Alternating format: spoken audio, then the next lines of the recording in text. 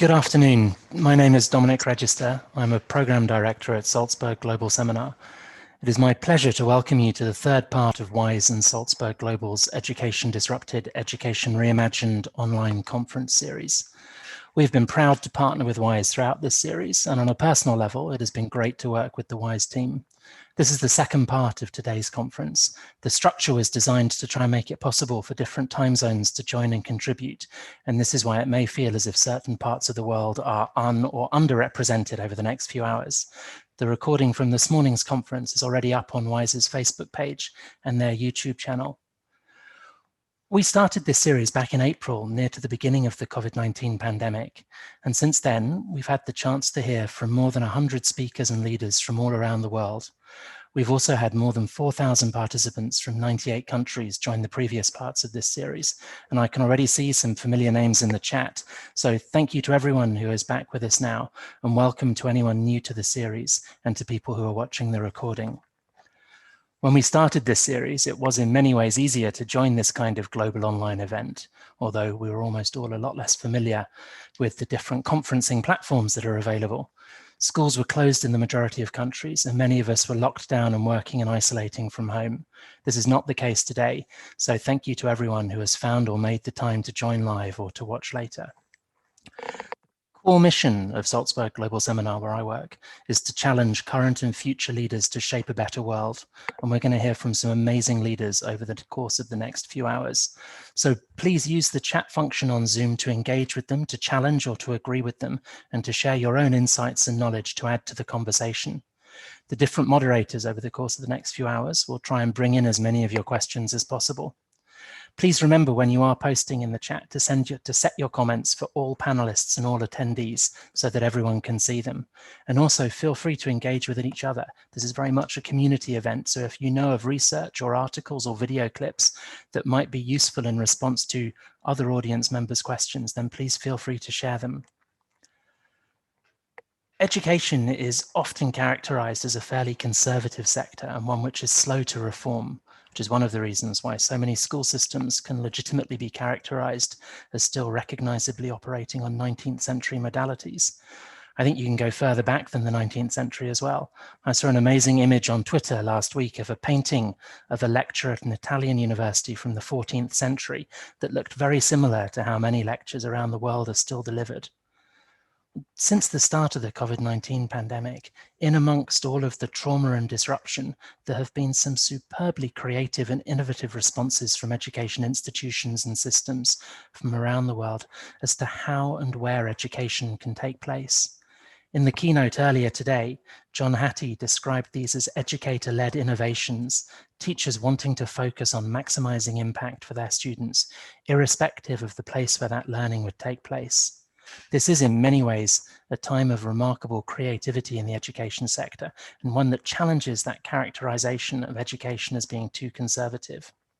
And I think this is a theme which is going to come up again and again over the course of the next few hours. New priorities for education have emerged during the pandemic, in many cases priorities that place an emphasis on compassion and cooperation rather than competition, compassion for one another, more support and collaboration within and across institutions and sectors, and new thinking about education leadership, which is our main theme for today. The pandemic has not yet passed, and there will be more disruption to education ahead. The pandemic is also not the only challenge our societies face. This is in many ways a moment of convergent crises: the pandemic, the climate crisis, the learning crisis that predates the pandemic, the mental health crisis affecting young people around the world, areas of intergenerational conflict, and in many parts of the world, an escalation of the struggle for racial justice. The UN Secretary General, Antonio Guterres, speaking at the start of August, talked about how we were at a defining moment for the world's children and young people, but also how there exists a generational opportunity to reimagine education. As a global education community, we have a voice that can help shape how education can contribute to better societies in the future. For both WISE and Salzburg Global, we really hope that this conference series has helped contribute to that thinking about this generational opportunity to reimagine education. As well as the conference series, we've tried to capture some of these ideas in a new book, which will be published during the UN General Assembly Global Goals Week at the end of this month. The book is called Education Disrupted, Education Reimagined, Thoughts and Responses from Education's Front Line During the COVID-19 Pandemic and Beyond. And it features essays from more than 40 authors, all of whom have contributed to the earlier conferences. In many ways, the book provides a narrative of what was happening and what people were thinking during the first 6 months of the pandemic. It is an ebook and will be free to download as soon as the launch event has passed. One of the themes that comes through very strongly in the book is the importance of education leadership, which is one of the reasons we wanted to particularly to focus on this topic today. Before I introduce the next speakers, I wanted to share something I read recently on a really interesting blog about active listening in online engagements. And it included a brilliant definition of active listening, which is taken from immersive theatre practice. And it said you have to go into the conversation with the intention of being changed by what will be said. I hope and believe that we are all going to have the chance to hear from and interact with some astonishing speakers today, and that we can all be a little changed by that experience. So I would like to wish you all a great conference. Thank you very much for giving of your time to be with us, and thank you in advance to all of the speakers. It now gives me great pleasure to introduce my friend and colleague, Dr. Asma Al-Fadala, who will be our guide and moderator for the first session. Thank you, Dominic. A warm welcome to all of you who are joining us from around the world. Assalamu alaikum from Doha. My name is Asma Al-Fadala and I'm the Director of Research at WISE. Before joining WISE, I was a teacher and a school leader, and later I joined Qatar Foundation as a researcher and a policy analyst. It's because of my background as a teacher and school leader that the theme of today's event, school leadership, during and beyond COVID-19, holds such important value to me. And I strongly feel that as we end our Education Disrupted, Education Reimagined series, it is important to end looking at the theory of action through the lens of school leadership as we begin to build back our schools and our systems after this crisis. Since our first convening in April, there has been immense momentum within the WISE global community to come together and find new ways to collaborate, exchange ideas, and innovate in the wake of the pandemic. And it has been our privilege to provide a forum for these conversations to happen. The objective of this third and final event, as we enter the 6th month of this crisis, and importantly, as the schools begin to slowly reopen in different forms, is to explore the impact of COVID-19 on school leadership. And we started this conversation earlier in the first session. And to help us begin our journey of exploration and finding more ideas and discuss with the speakers today, it's my great pleasure now to introduce our keynote speaker for the day, Minister David Senga. Minister David Senga is Sierra Leone's Minister of Basic and Senior Secondary Education. He is also the country's first ever Chief Innovation Officer. Previously, he was a research scientist at IBM Research Africa, Nairobi. Minister Senga also has a Bachelor in Engineering Sciences from Harvard University and a PhD in Biomedical Engineering from MIT. Minister Senga was born and raised in Sierra Leone, a small and beautiful country in West Africa, a country rich both in physical resources and creative talent. However, as many of you know, Sierra Leone also suffered a decade-long civil war in the 1990s, and an estimated 8,000 and even more men, women, and children had their arms and legs amputated during this war. After Minister Senga completed his PhD at MIT, he returned to Sierra Leone and used his expertise to design innovative custom prosthetics for the victims injured during the war. Now in a position of leading his country's education system, Minister Senga is bringing the same innovative mindset to solving education challenges as he did to solving medical challenges for his people. At the heart of the Minister Senga's work is innovation, leadership, and problem solving. And that's why, in the current context, I can't think of a better person to start us off in today's conversation than Minister David Senga. Minister, the mic is yours. Thank you very much. Thank you for putting together this conversation. I think when we think about it, we can think about school leadership from a policy point of view. We can think about it from a school management point of view. And as we've learned during COVID, that the school is an extension of learning that should be happening both at home, in the community, and within the school structures. And one of the things that I do want to focus on perhaps is, well, I can talk about all three of them.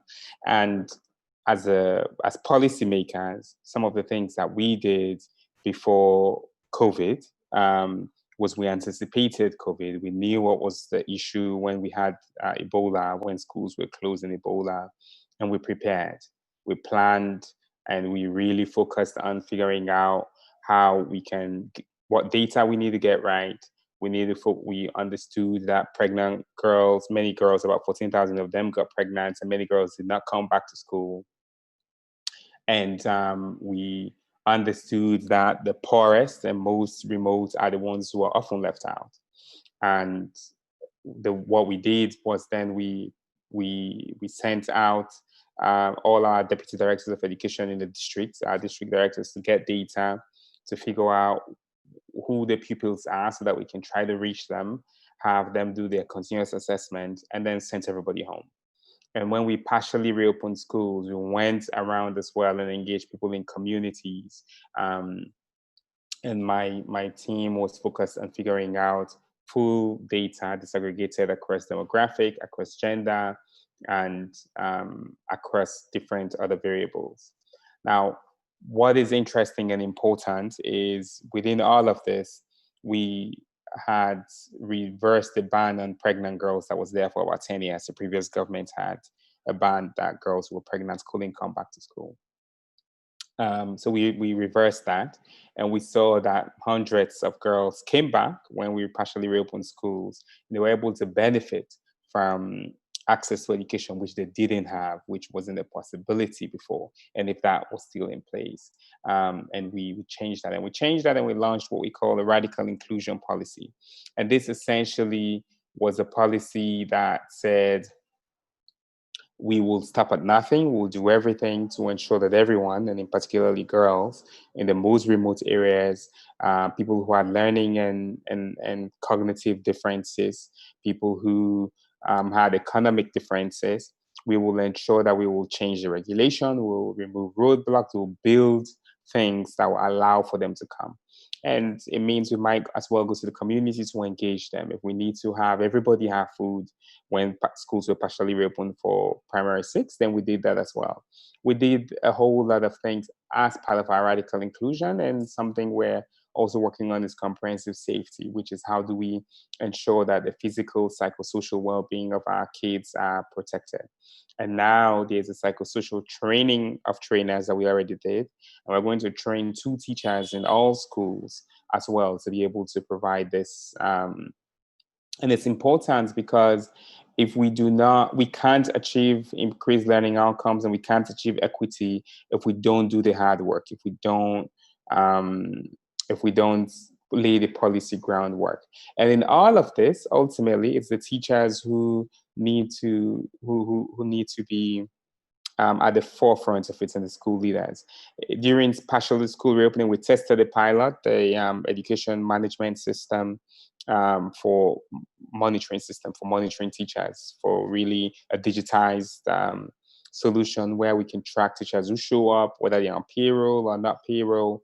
And this was really giving us an insight into and breaking a hypothesis that existed before, that people who were community teachers or who were not on payroll had lower attendance, but we didn't see that was statistically significant at all.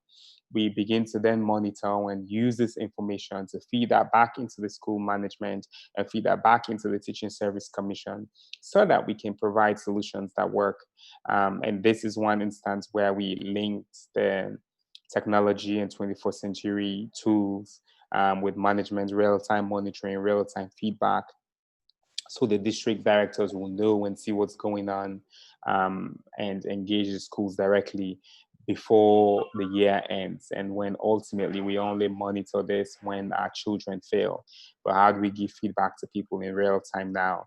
This link between action and active and activities and policy and technology is one that was enhanced by COVID, but we are hoping to move and use and move forward with now that schools are reopening this week for pre-primary and in October for everybody else.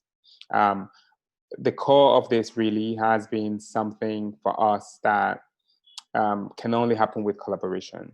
So government has continued to expand. We have expanded our resources in education and our commitment to education through various programs focused on girls.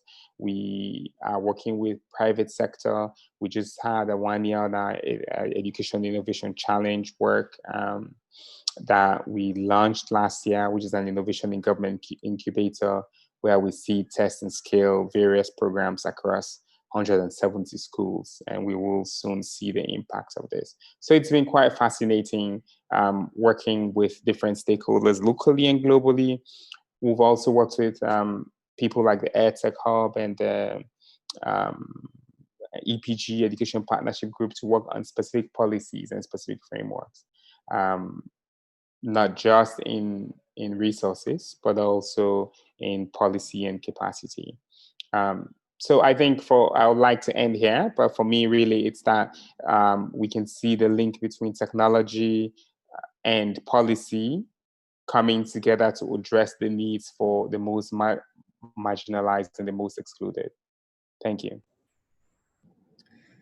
Thank you so much for this insightful talk based on linking policies with practices.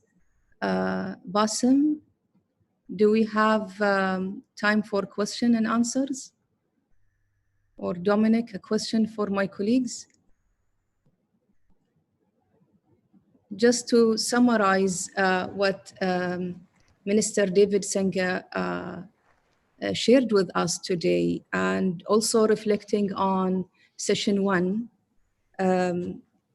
life and schooling and teaching won't be the same after COVID. We heard speakers earlier talking about the definition of leadership, and the role of leadership is as a collective task and responsibilities in the age of COVID-19 and beyond.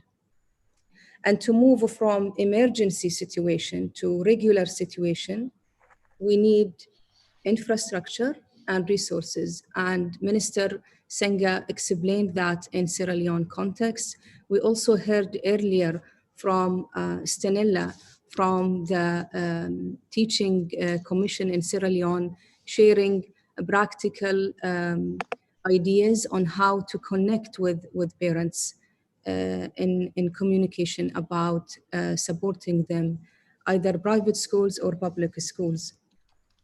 I also want to reflect on the point of the role of teachers and role of school leaders. Of course, we need to support them, not only in providing the resources and infrastructure, but also to empower them and empowering them emotionally as well, and support them. And provide opportunities for them to learn and unlearn. We heard from Valerie Hannan this morning about the role of adult learning in this crisis. So what we heard from David Senga is really a practical solution on how his country, and he leading the education system and learning from Ebola crisis, on learning from previous crisis to plan and learn for this crisis. He also talked about the radical inclusion policy and the role of collaboration. I think these are the ideas from Minister Senga. Thank you again for your contribution. We appreciate taking the time from your busy schedule. And I think now we can move to the, do we have time, Dominic, for Absolutely, Dr. Asma, if there are questions coming in from the audience. Great. Yeah, so I really want to go back to your background in biomedical engineering, Minister Senga, and your work for your PhD. So how has your experience designing innovative solutions for public health issues resulting from Sierra Leone Civil War informed your approach to addressing today's most pressing challenges in education? And you talked earlier about using data and connecting policy and practice. It would be great to hear more about this point. Yeah, interesting. Yeah, I mean, I never imagined that they're actively linked. I do have a 3D printer in my office, but it's that to my background brought together 3 different fields, right? The biomechatronics, the manufacturing, and the design. And so the way I solve problems is at interdisciplinary problems in solutions. I do think that in education, particularly in basic education, there's just so much. One of the schools we just finished constructing, and I was talking to the architects as they were designing it and giving them feedback, and we're thinking about the environment and the learning space and how that informs the safety and the welfare and the well-being of kids. It's that the difference, the opportunities from architecture and design and environment are all linked to learning. And so I'm very much always using this multifaceted frameworks for problem solving. That's how, I mean, and then in terms of entrepreneurship, looking at how we can use entrepreneurship at the high school level and innovation and critical thinking. We are expanding our basic education framework, which we just launched now. And we have what we call the 5 C's, which is critical thinking, creativity, computational thinking, comprehension, and civics. I think those are the 5. And they're really based on frameworks around computational thinking. Great, thank you. I totally agree. Involving the learners and leading this crisis, I think it's really powerful. A question here came from the chat section. What are some of the challenges for providing early childhood education, especially now with the digital divide and lack of resources? So what are these challenges? I was going to pull out, I do have the annual school census with me always. I think in terms of, we don't have enough ECD centers at all. And just, we have only about 10%, or slightly over 10% of our schools are pre-primary. And what that means is the flow between pre-primary and primary school is not smooth. We have and so parts of that challenge really came from the fact that we haven't necessarily before now invested and prioritized pre-primary education in early childhood. So when the president came to office 2 years ago, we included early childhood, 1 year early childhood as part of what is in the basic education framework, and we covered it. Access was a problem, and access still remains a problem. And we're trying to expand that. And through GPE, our partnership through the Global Partnership for Education, we're investing in and building lots of ECD centers. We have an ECD policy framework and a whole bunch of teaching and learning materials that we've developed. and we worked with Osiwa to create books for early childhood reading and learning. So the challenges have been infrastructural and resource in the past, and now and policy, but we are working with partners and stakeholders to ensure that we address that. Great. Thank you so much. I think we can go back to the collaboration across countries in my next question. And you also mentioned this new policy, radical inclusion policy, earlier in your talk. I mean, this concept, you wrote it in your recent article with Alice Albright, calling for inclusion in education systems. And you argue that when schools reopen after the COVID crisis, governments, particularly in developing countries, need to remake their education systems so that they break down deep-seated inequalities. You also call upon governments to protect education budgets. Can you expand further on what actions you think governments should be taking to ensure that education is built back in better and more equitable way to meet the needs of all learners after the COVID-19 pandemic? Yeah, I think there are different ways. And the way I think about it is I'm trying to solve for the rural, poor, adolescent girl.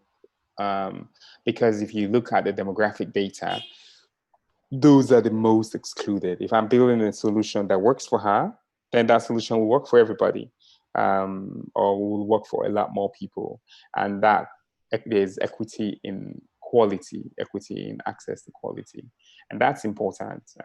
Those are the kinds of lens and frameworks that we have to think about. It's important for us and for me and as a government, it's important that whatever solution we build works for everyone. And by it working for everyone, it has to work for the people who are least resourced and least cared for in society. That's the way in which we guarantee that really no one is left behind. And there are expenses linked to this. There are resources that are needed to make sure you reach people who are around behind the river somewhere, people who have no radio connectivity, girls who either are pregnant from rape or lack of resources or being taken advantage of. It's difficult to solve for them. And the only way we can solve for them is if we double down our investments and our resources in education.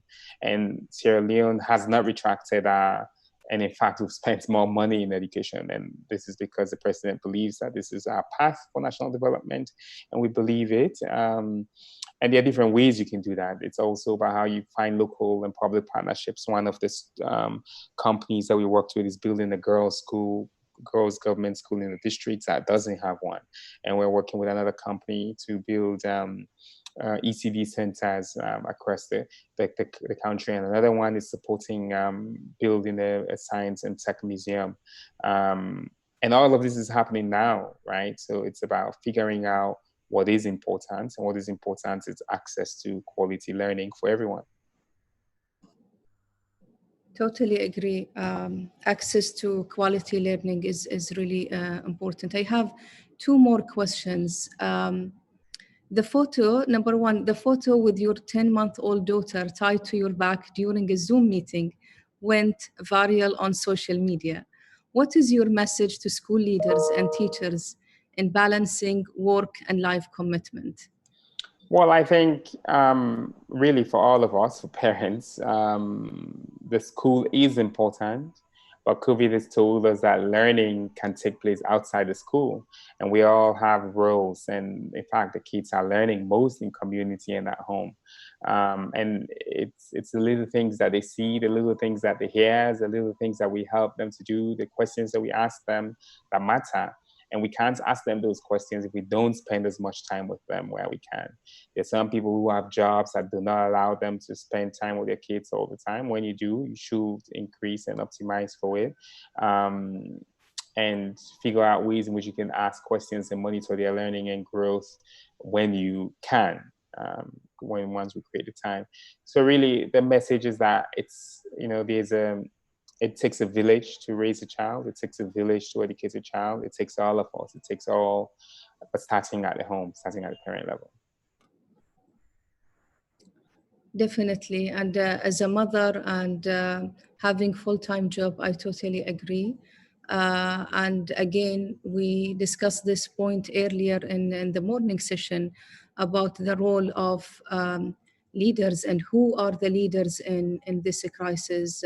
So it's not only people in the schools, but also parents, the community, and the learners themselves.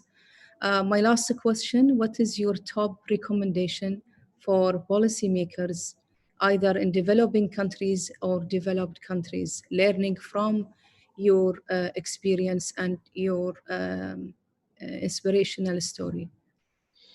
I think collaboration. I don't think we all know the things that we need to be able to transform education, particularly at this point in time. Nobody planned for it. Nobody, when we had 1.6 billion kids at home, we realized people were writing ways to say, let them come back, let them go to school. And we didn't think about the psychosocial effects that it has. There's a million things that we didn't think about and we couldn't have thought about.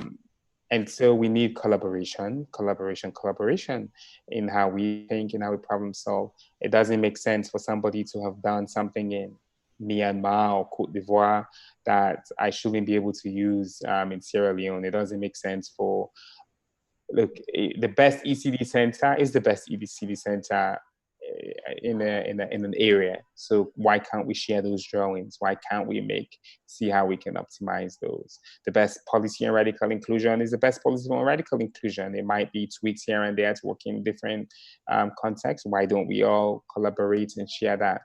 And now one of the things that I'm trying to do when schools reopen, we don't have enough teachers at all, right? To that, particularly for the rural areas. And we have radio and we can expand radio. The best French or the best English or the best teaching, yes, we do agree that things have to be taught in person, but we can modify our learning. But we need not deprive the kids who don't have trained and qualified teachers from accessing quality learning. So what does it look like that we can develop content and learning that we can share to all our children across the world? That's what MOOCs have been there for a while, and now they've showed us that they're important. And the gaps as well, that you can't teach empathy online. You have to get punched, or not punched like physically, but with an emotional challenge before you can learn how to be empathetic. And somebody has to be in that space.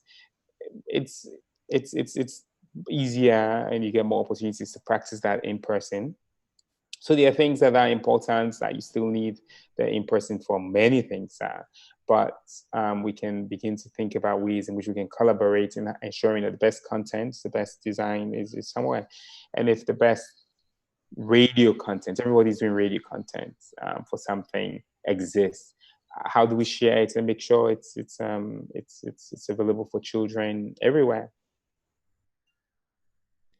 Great. Yeah, collaboration as a theme came in all the sessions we had, not earlier today, but also in April event, June event, collaboration within schools, within the same school, within teachers, but also between schools, and collaboration between countries. I think everyone agrees that it is an important tool and a mindset. Many studies found that schools who have collaborative culture, they are willing and they are managing such a crisis much better than schools without such collaboration. Thank you again for taking the time from your busy schedule to share your insights. I encourage you all to share your reflections, ideas in the chat section and continue the conversation. And now it's my great pleasure to hand over to Dominic to moderate the innovative leadership practices and the future of schooling panel. Dominic, the mic is yours. Thank you. Thank you, Dr. Asma and Minister Senge, for that opening conversation. I loved what you said about equity and inclusion and the conversation about collaboration towards the end. I think collaboration is going to be a key feature of this panel discussion as well. So this opening panel is going to focus on innovative leadership practices and the future of schooling. And thinking back over the April and June events in this series, it feels like there have really been two dominant overarching themes that have characterized a lot of the responses to Education Disruptive and to the creative reimaginings of what might be possible. And these were around rethinking curriculum and rethinking what is taught with a much greater emphasis on a broader set of skills, which are often characterized as social and emotional skills. So things like collaboration, compassion, empathy, self-regulation, and agency. And I think that came through in Minister Senge's remarks as well. And then separately, there's been a strong focus on the importance of education leadership. And that was one of the reasons that we really wanted to focus on leadership in this third part of the series. What I hope is that in this next panel and the conversations that follow, we're going to have a chance to explore the merger of both of those topics. We're lucky to have three outstanding leaders and experts with us who are going to share their thoughts and help shape the conversation for the next 45 minutes. So panelists, if I could ask you to turn on your videos, please. The structure for the session will be that each of the three panelists will give a brief introduction and make some opening remarks, and then we'll move into a conversation and we'll try and answer questions that come up from the audience along the way. So our three panelists, our three distinguished panelists are Dr. Hissa Al-Thani, who's an assistant professor in educational sciences at Qatar University. And Dr. Hissa is going to frame her opening remarks thinking about public school reform. We'll then hear from Jennifer Groff, who's Qatar Foundation's research fellow, and Jen's going to talk a little bit about innovation from within a system, which is an area of focus for her with Qatar Foundation. And then we'll hear from Noam Gerstein, who's the co-founder and CEO of BINA, and Noam's going to talk about some thoughts, share some thoughts on innovation from outside of the system, and BINA is a great example of that. So after each of the three of them has made their opening remarks, we'll move into a conversation. Panelists, please feel free to jump in and engage directly with each other after your opening remarks. And audience, please feel free to post questions or comments for the panelists in the chat, and we'll do our best to address them and get to them all. So Dr. Hissa, if we could open with you, please. Thank you, Dominic. Thank you, Dr. Asma, and to the keynote speaker. And thank you for engaging us in this panel discussion. As Dominic said, I am an assistant professor at Qatar University. I teach at the College of Education, so we are the producers of the future teachers in the country. And I'm here to share with you the story of the public education sector in Qatar, hoping that this story will shed light into the bigger MENA region and perhaps to the larger Islamic world.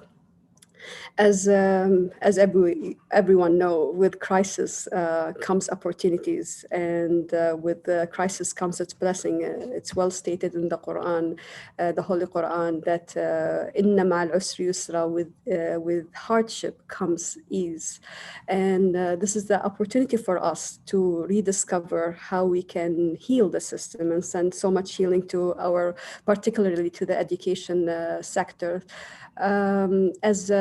As the keynote speaker mentioned, the importance of agency, the importance of empowering stakeholders in the school climate, where teachers are like where they need to be encouraged to facilitate a better learning experience, where students are able to own their learning journey. And this won't come in a vacuum. This won't come without leadership that help and emphasize the importance of empowering those people on the field. Again, the idea is with crisis, we have to look deeply into what is the meaning of education to those future generation. How can we create resiliency to the future generation? And how can all of this be tied to your own purpose, your own principles in life? That will be the sense and the drive for you in the future. Thank you. Great, Dr. Hissa, thank you very much. Some big themes there in your opening remarks that we'll definitely be coming back to. So Jen, can I turn to you now for your opening? Thanks, Dominic. And thanks to WISE and Cutter Foundation for hosting this great event. I'm very excited to be a part of this conversation. So I am the research fellow at WISE this year, and I'm helping them set up an innovation hub that will help guide the transformation of existing schools, both progressive schools inside Qatar, but also partnering with international schools that are looking to make deep transformation.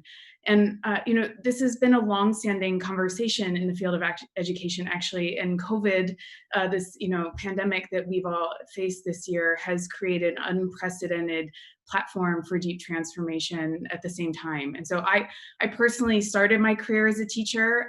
Was like many teachers, I think, super excited to get into my own classroom right at the time that many new web-based technologies were coming online. And I was incredibly frustrated by what I was not able to do, both with new technologies, but even more saddening to me at the time was how many things I was taught in my undergraduate degree in education that were taught as best practices, and I still couldn't put into play in a suburban school district, a public school district in the US.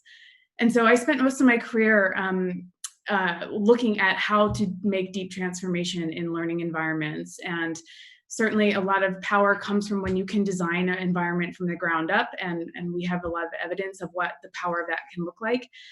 But most schools don't have that opportunity. Most have existing parameters and requirements that they must adhere to, and trying to pivot from that is incredibly challenging. And yet we have many examples of how we might do that.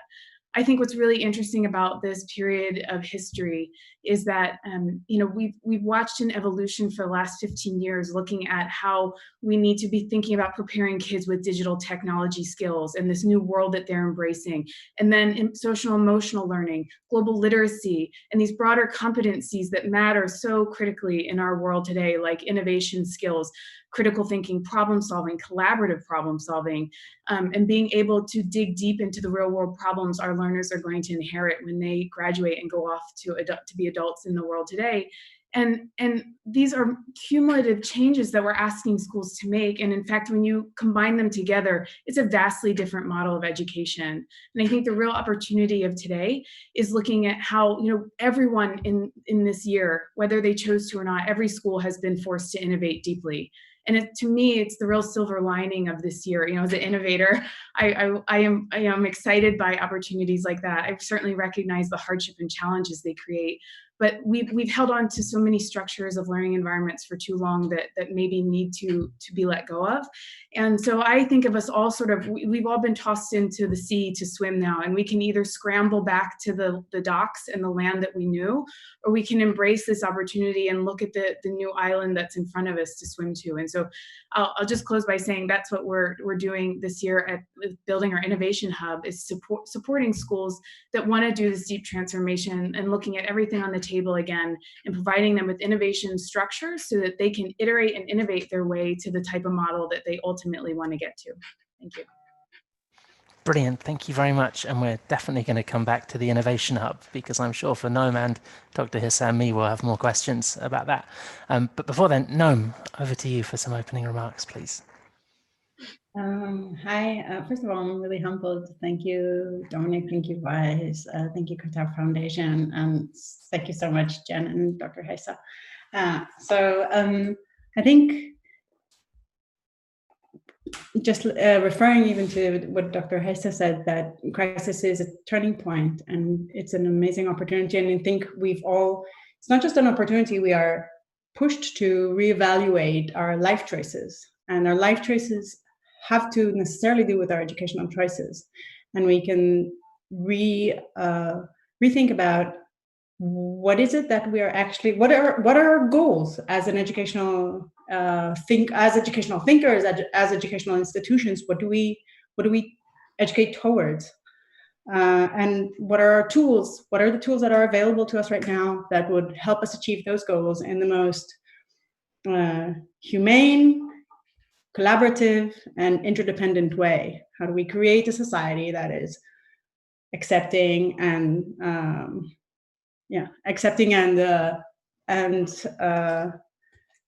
in some way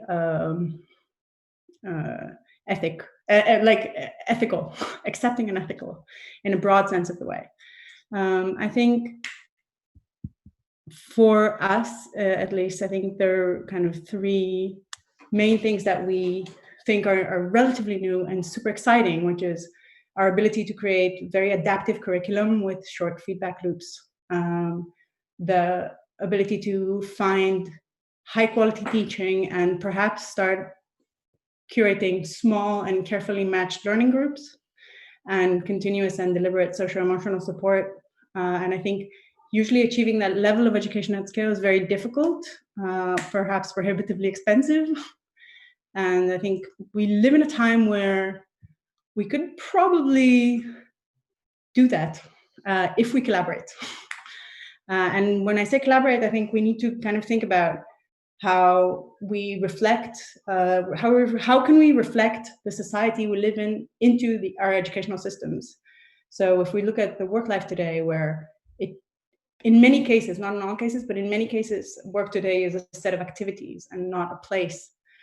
How can we reflect the benefits of that to whatever school systems that we design to better ably prepare participations for this society? And how do we treat the data that is generated through such a system in a way that's A, ethical, and B, globally helpful for our understanding of learning and of teaching? Thank you very much. I'm going to stick with the collaboration theme for the opening part of our conversation, if that's okay.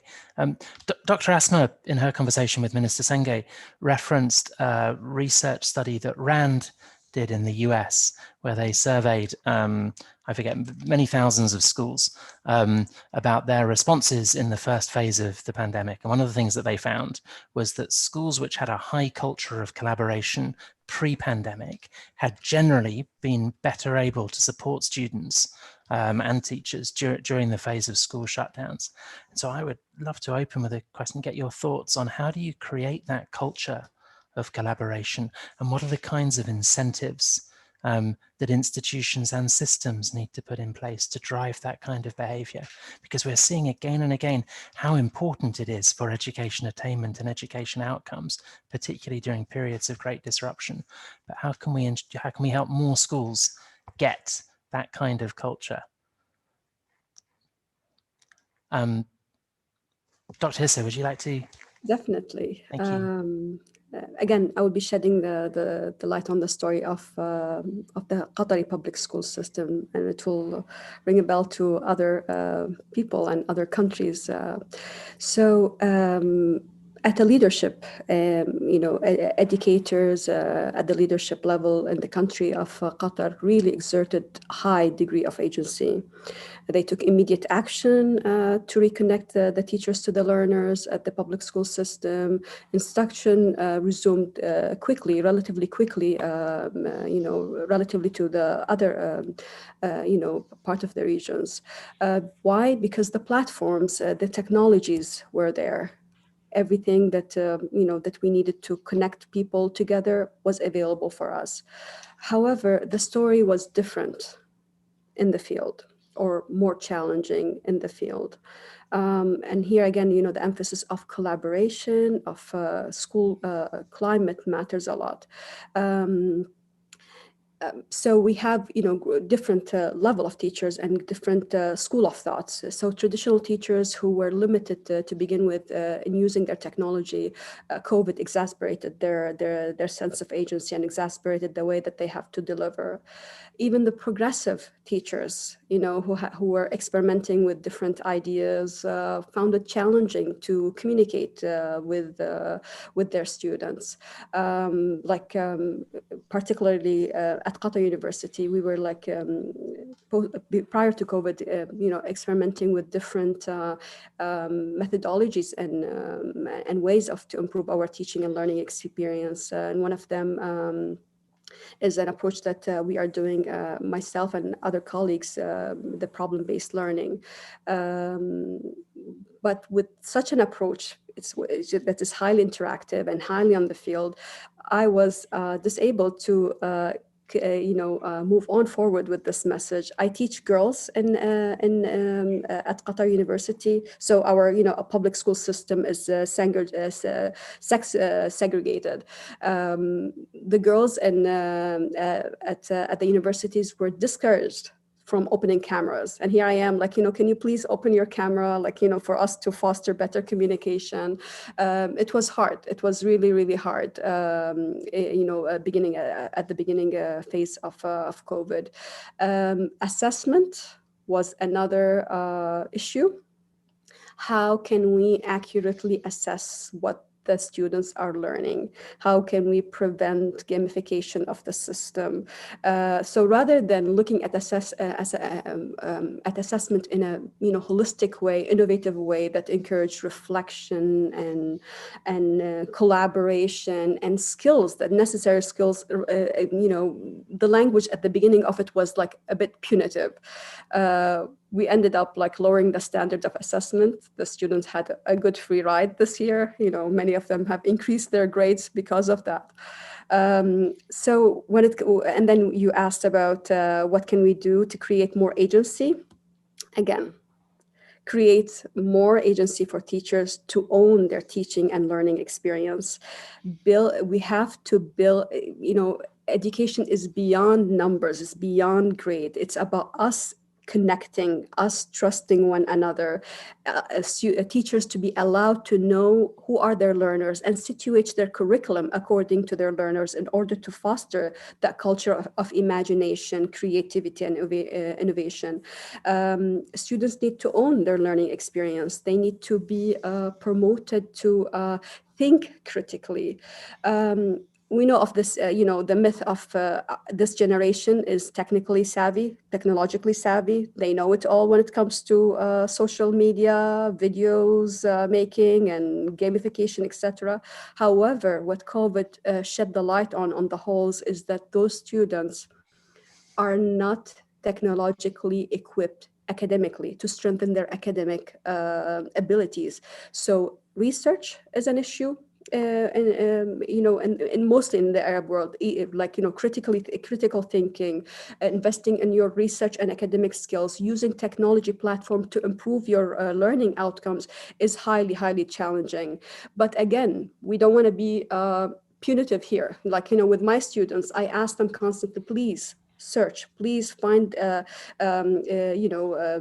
write academically written articles, etc. And be mindful. I'm talking about the Arab speakers of the public, sector. So I'm talking about the issue of deficiencies when it comes to Arabic resources.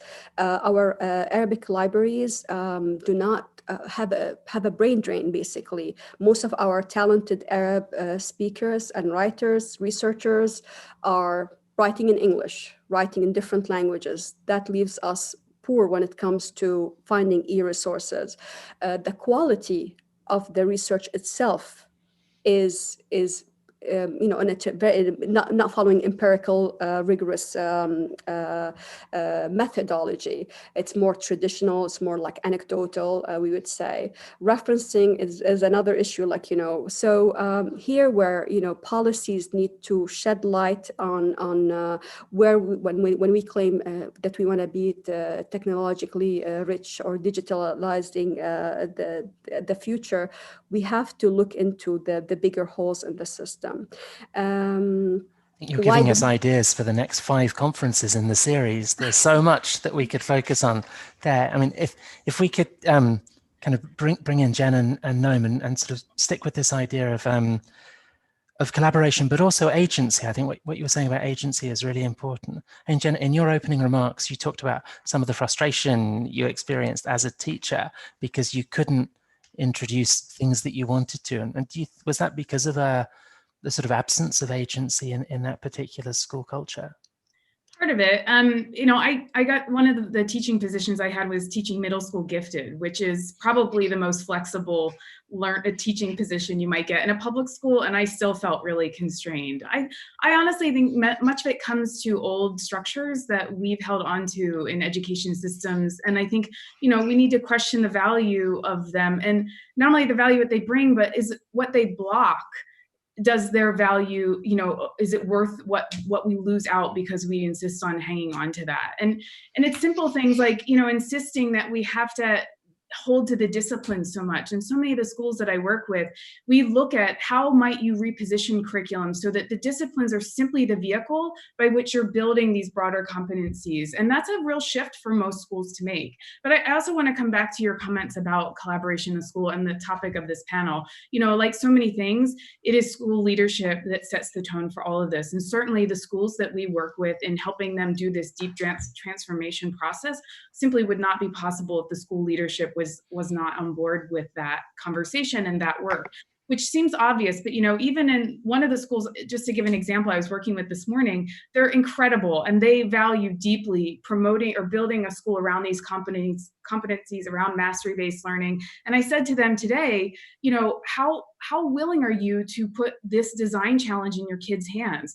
They're trying to embrace project-based learning. They're trying to make some transition in their schedule. How willing are you to let your kids have a voice on what the design of that looks like? And they're willing, but I know that not every school is, and that's a lot of risk for a school to take. But what happens in my experience, when I've seen schools where they've had that in place, where learners and students are empowered and teachers to help drive the design, you create a coherent learning community that is so strong and such an incredible foundation to driving forward to where you want to go that I don't know you can get any other way.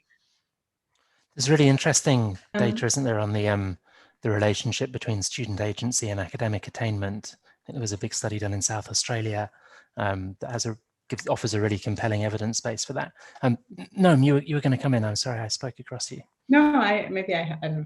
I think it's. I think when we design systems, I think there's always this great tension between the standardization and the personalization, or you can call, and agency stands somewhere in the middle.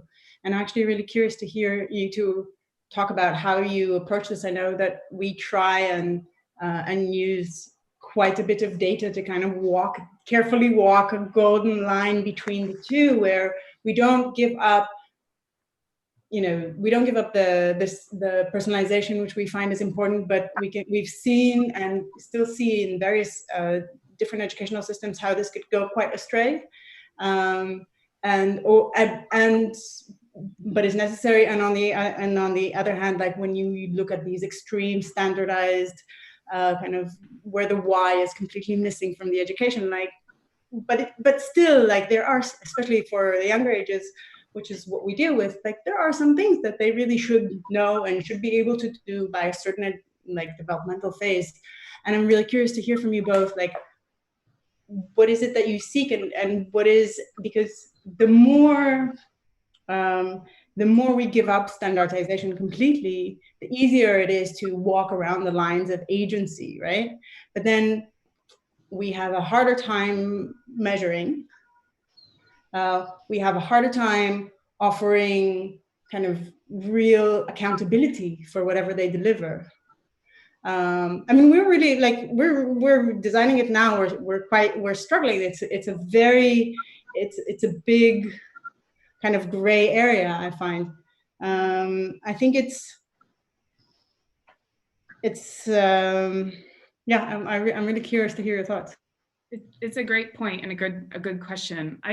I do think that, someone posted in the chat, which I thought was a great comment, that you can't reach new shores without losing the sight of dry land. And It's your swimming analogy. Yeah, and I like that comment, but I also think it's a good question to ask. And I think, to your point, Noam, we this balance between agency and standardization, is it a false dichotomy too? Because I would suggest we've framed standardization in a way that has largely proved to be detrimental. I'm all for standardization if you're standardizing access and you're standardizing well-being and you're standardizing, each child's needs and their own pathway being supported. So we've, I think when we look in the history books of how we've gotten to where we are, we tried to standardize education by looking at curriculum, which is segmented bits of knowledge, which is not as useful organization now that Google can do all of that. We can access any of that knowledge at our fingertips now. Is that what kids need? And then we put it to tests, which, we anchored that standardizing to test outcomes, which any psychometrician will admit they're nowhere near where they want to be and what testing can do, right? So we've built infrastructure and these ideas of standardizing around an old approach and old infrastructure that largely has not served us. So, you know, I'll just end by saying the last few years I served as chief learning officer of Lumiere Education, which is a network of progressive schools that is completely redesigned model. And if you don't know them, I recommend looking at them just to get inspiration of what a learning environment can look like. They're incredibly amazing, powerful schools.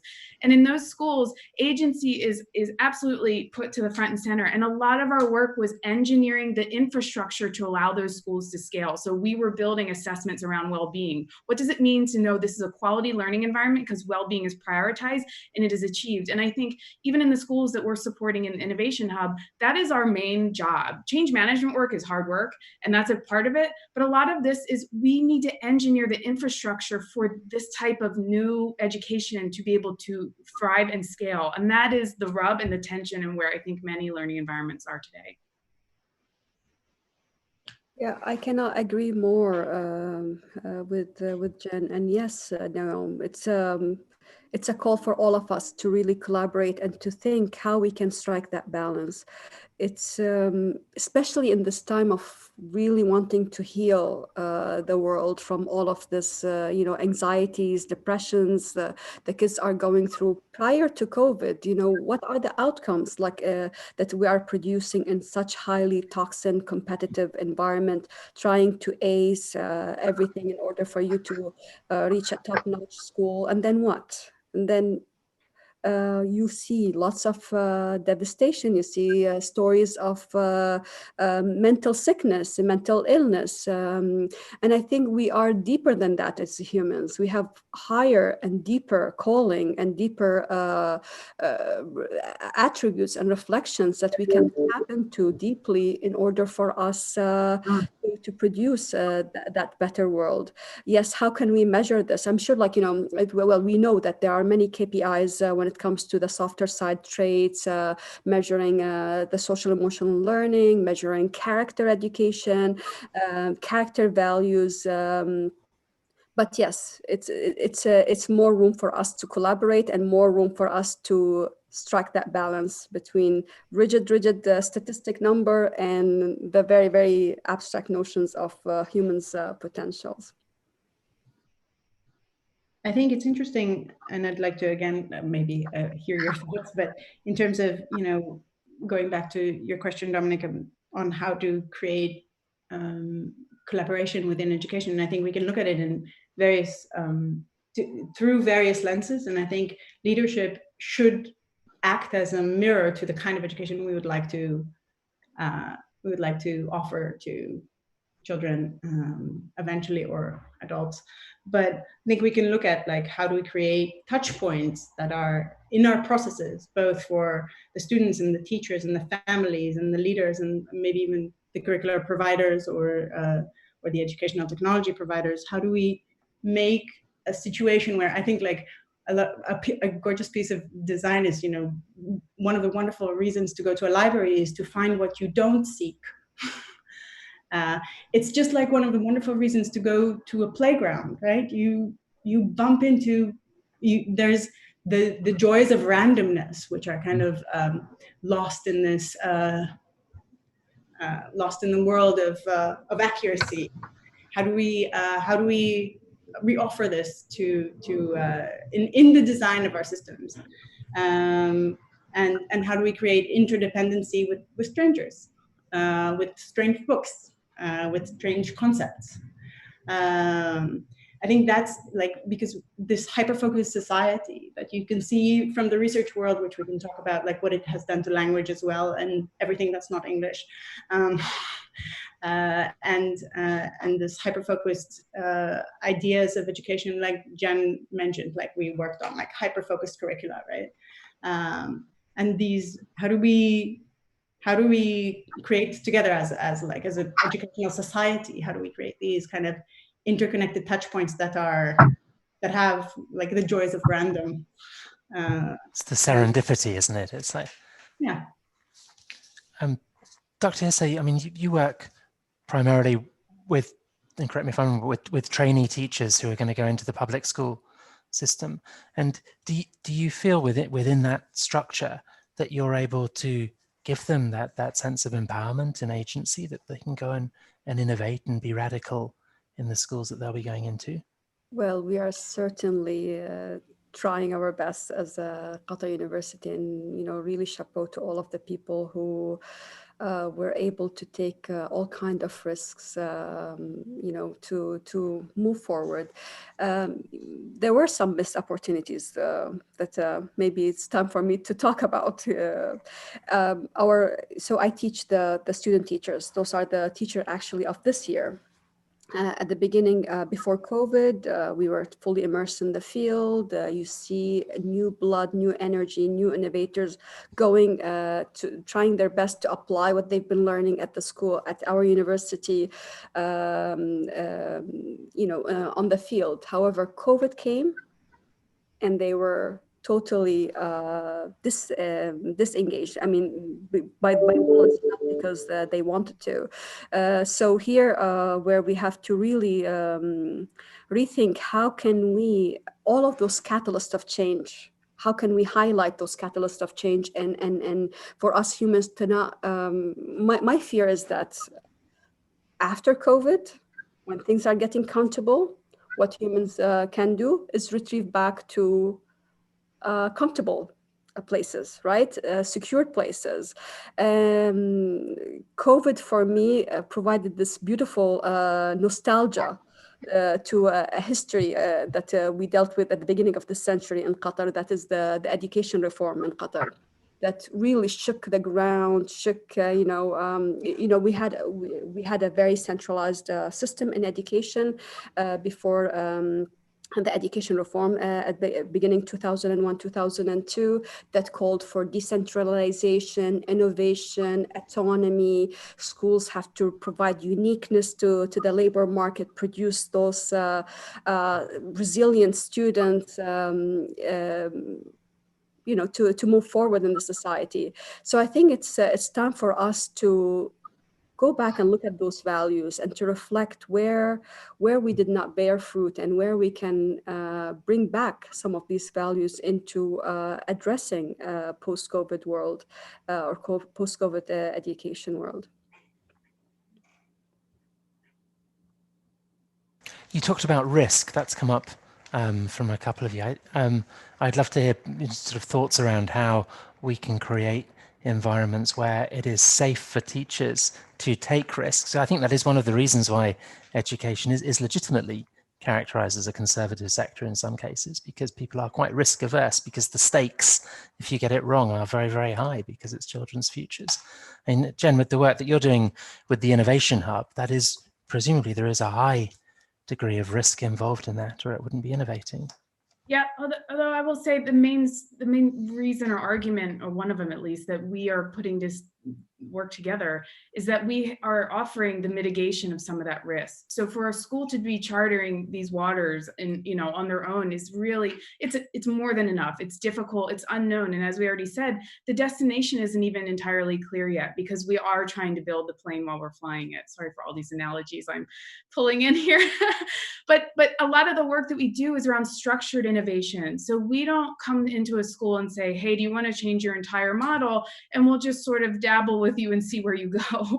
We come in and offer, building on deep research on learning sciences, deep research on innovative technologies, best practices, what has worked for schools that have done this work thus far, and then put into practice research tools like design-based innovation research, design strategies like human-centered design, and then innovation strategies like iteration cycles, where you identify a prototype, you select, a pilot that you're going to implement it with, identify the data that you care to collect, and to Noam's point earlier, the evidence, that all of this is evidence-based. It's just the evidence is not just test scores. So we're looking at lots of indicators of how we how we know that this school is moving in, the direction that the school wants to be moving into. And for some schools, that's big leaps and risks and big transformations. But for many schools, it is one foot still on the land. They still do have to worry about A levels and GCSEs, but they know they also want to pivot to the new OECD education Education 2030 framework, which we want them to as well. And so that is the hard work that we're asking schools to do. And I think we as a community of educators need to support schools more to do this transition work in the way we would any other industry to make a deep pivot. I think there's generally an innovation, especially in the talk about innovative technology, definitely in the last years, where like there's a lot of kind of white male talk of like we move fast and we break things, and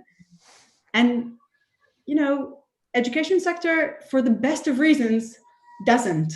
We delicately stand on the shoulders of giants and we don't move fast. We think a lot about what we do. and we come to conclusions that have to do with how life looks today, and what is available with what we know, and what is it that we don't know, and how can we find out. And I think there are several amazing opportunities that are available and that kind of reappear in different sectors that have to do with data collection in a way that includes also unstructured play, for example, and that includes normal human interaction. And there are ways to do this. The question is, there are two questions around this one. One is, how do we do this ethically? How do we treat it in a way that is respectful? How do we make sure that whoever is a participant in this understands that this is the case? How do we make sure that we use non-biased data? How do we make sure that the decisions that are made are looked over with human eyes, but at least they have the information to make these decisions? And mainly, and going back to this evening's topic, how do we make sure that we, educational community, share this in a way that's beneficial for all? How do we make sure how do we create a situation where teachers feel secure because they are reliant on information that has been vetted by a lot of people from the educational community, so they can make decisions in a way that is less risky? And how do we create that data set in a way that is fair? There's a really interesting comment in the chat a couple of minutes ago about how the pre-COVID status quo will exert a tremendous pressure on systems to return to how it was. And we've got all this, exciting innovation that's kind of been accelerated over the last 6 months, but lots of it had begun in an earlier time. And so courageous leaders are going to need support to seize the opportunities to stick with this kind of reform and innovation.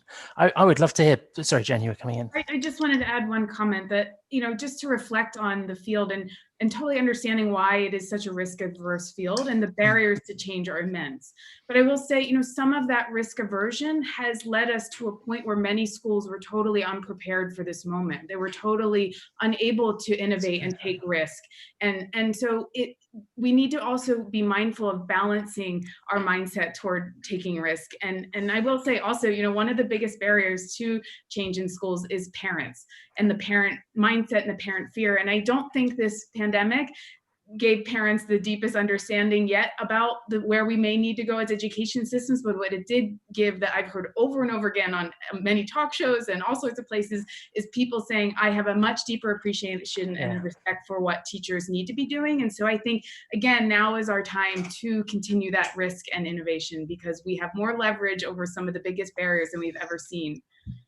I think it's fascinating to understand that in many cases the parents are kind of this unspoken or hidden but super strong force in education. It always seems like it's about students and teachers, and it's actually, I totally agree, it's kind of it's a triangle, and we also see how, and I think from various models nowadays we see how amazingly wonderful and important it is when parents are engaged and informed, and what it does to communicate with them in a way that's pleasant for them, which almost nobody does. It's like either no communication or just undigestible.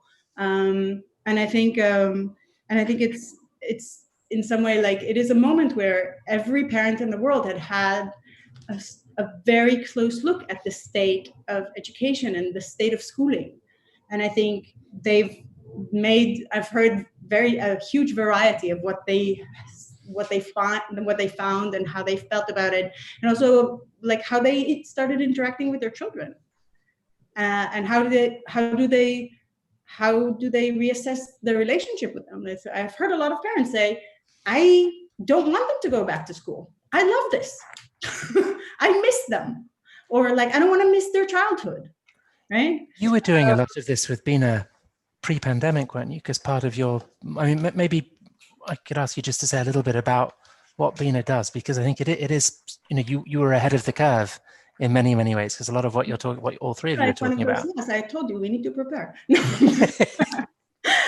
No, in a very simple way, what we're building is precision education. So we're building an elementary school methodology that's designed to deliver customized learning at scale. And the idea is to create a situation where, you know, we offer adaptive curriculum with short feedback loops. We offer high quality teaching in small and carefully matched learning groups, and obviously continuous and deliberate socio-emotional support in a way that could really scale globally. And we do that by supporting, I mean, we deliver it through two main applications. One is a student app and the other one is a parent app. And the idea is that we very carefully and very mindfully look at the data of students and help improve education. That's what we do. I mean, the role of parents are, you know, of utmost essential, like being a mother of two and the growth that happened to me. I'm sure I grew more than my girls did with all of this like teaching that is happening. So I'm teaching my girls, I'm teaching my students, and the whole household became such a beautiful learning journey. But like with our context, how much empowerment did parent had, like it brought up this idea of identity and relating your education to who you are, and relating it to what the school climate is. In Qatar, we have amalgam of schools. We have French schools, we have English schools, we have like schools from all over the world, and many of the Qatari families who opted out of the public school system, you know, send their children to French school and to English school. And then there's this gap in knowledge, like not all of them are fluent in French, nor all of them are fluent in English. So that not only that they will rely on themselves as learners, they have to pay X, Y, and Z to get all of this learning into their lives. And that created like a tremendous challenge. So it gets me back again to the importance of sticking your education to your own principles and to your own identity to allow that growth to happen. With such a crisis, there was, you know, the crisis just like fed into the fragmentation between what parents can contribute to the kids, and how parents are associated or disassociated with their school environment. I think it's really interesting to remember that education is both, traditionally, it's both the most private, the most intimate, the most dear, and the most political, the strongest propaganda tool to some extent that humankind has ever made. And this finding your identity within an educational system, again, like what are our goals as an educational system, which in essence is who are we as a society, right? And I think, I mean, I mean, I am so compelled by the fact that it seems like it's very clear to you what those are for you. And I find it very charming, and I'm slightly jealous. But I think it's the question is, like, if we look at this like fragmentation and you know, what are our relationship to our children right now that they are can we accept the fact that they live in a completely different world than how we did? Like, can we bear that pain, right? And I think this is a lot of the factors that move, like, or that hinder innovation in education. It's like parents, when you speak to them and you read between the lines, a lot of them talk about their very acute fear of not being able to communicate with their children. And that's endearing, that's real. And how do we address that? How do we think around that as we communicate with them, as we think about innovation?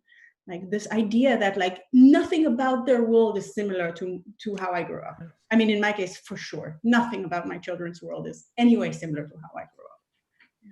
But it creates that fear, doesn't it, about how do you help them with their learning and their education if both what they're learning and how they're learning is so far removed from your own lived experience of school. Perhaps one of the ways to think about it is to work on how do we create or mimic, to some extent, adult life into the way we design schools. And so we can say maybe it's very different from how you grew up, but it's very similar to how you're living right now, which I think at least is more relatable. Maybe. It's been, from the three of you in different ways, you've referenced issues around well-being and also social and emotional learning. I think, as I said in the introduction, it's been one of the dominant themes across the different conferences in this series.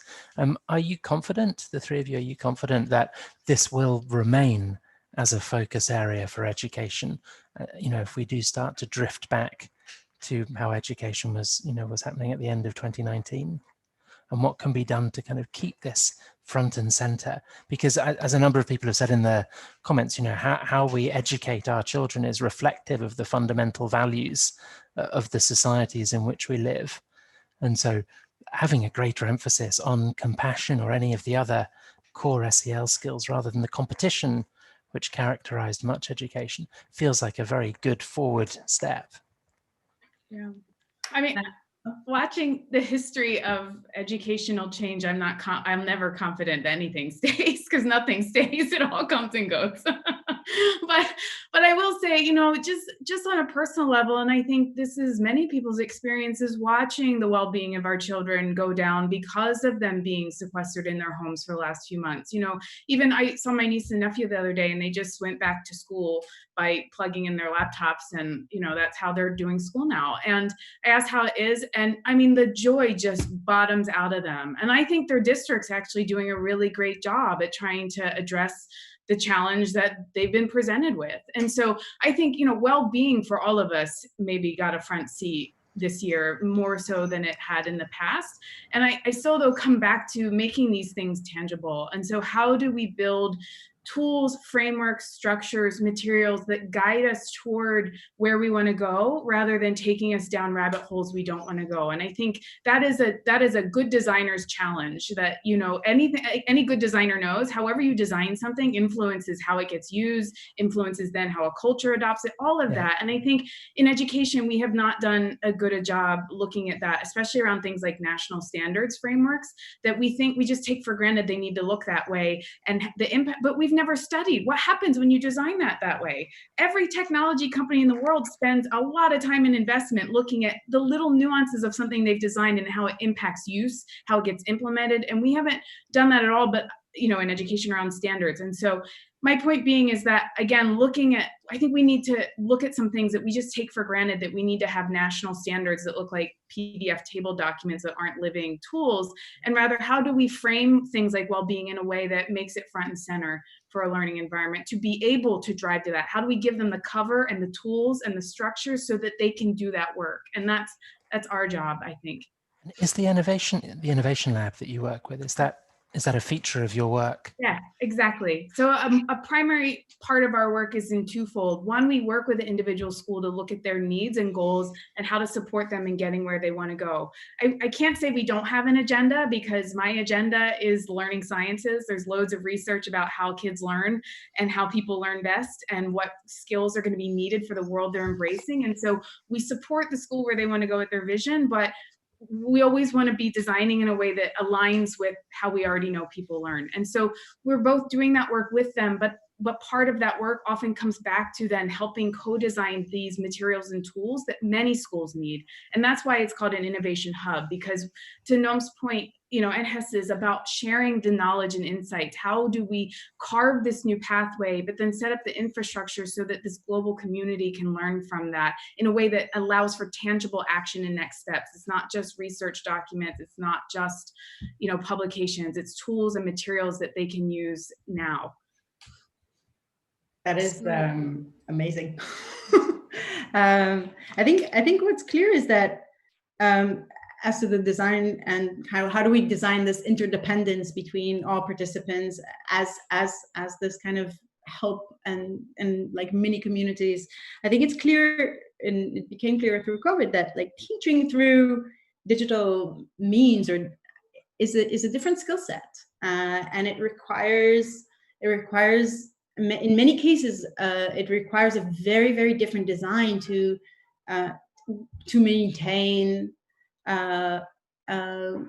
societal health, even if it's a mini society of a class, right?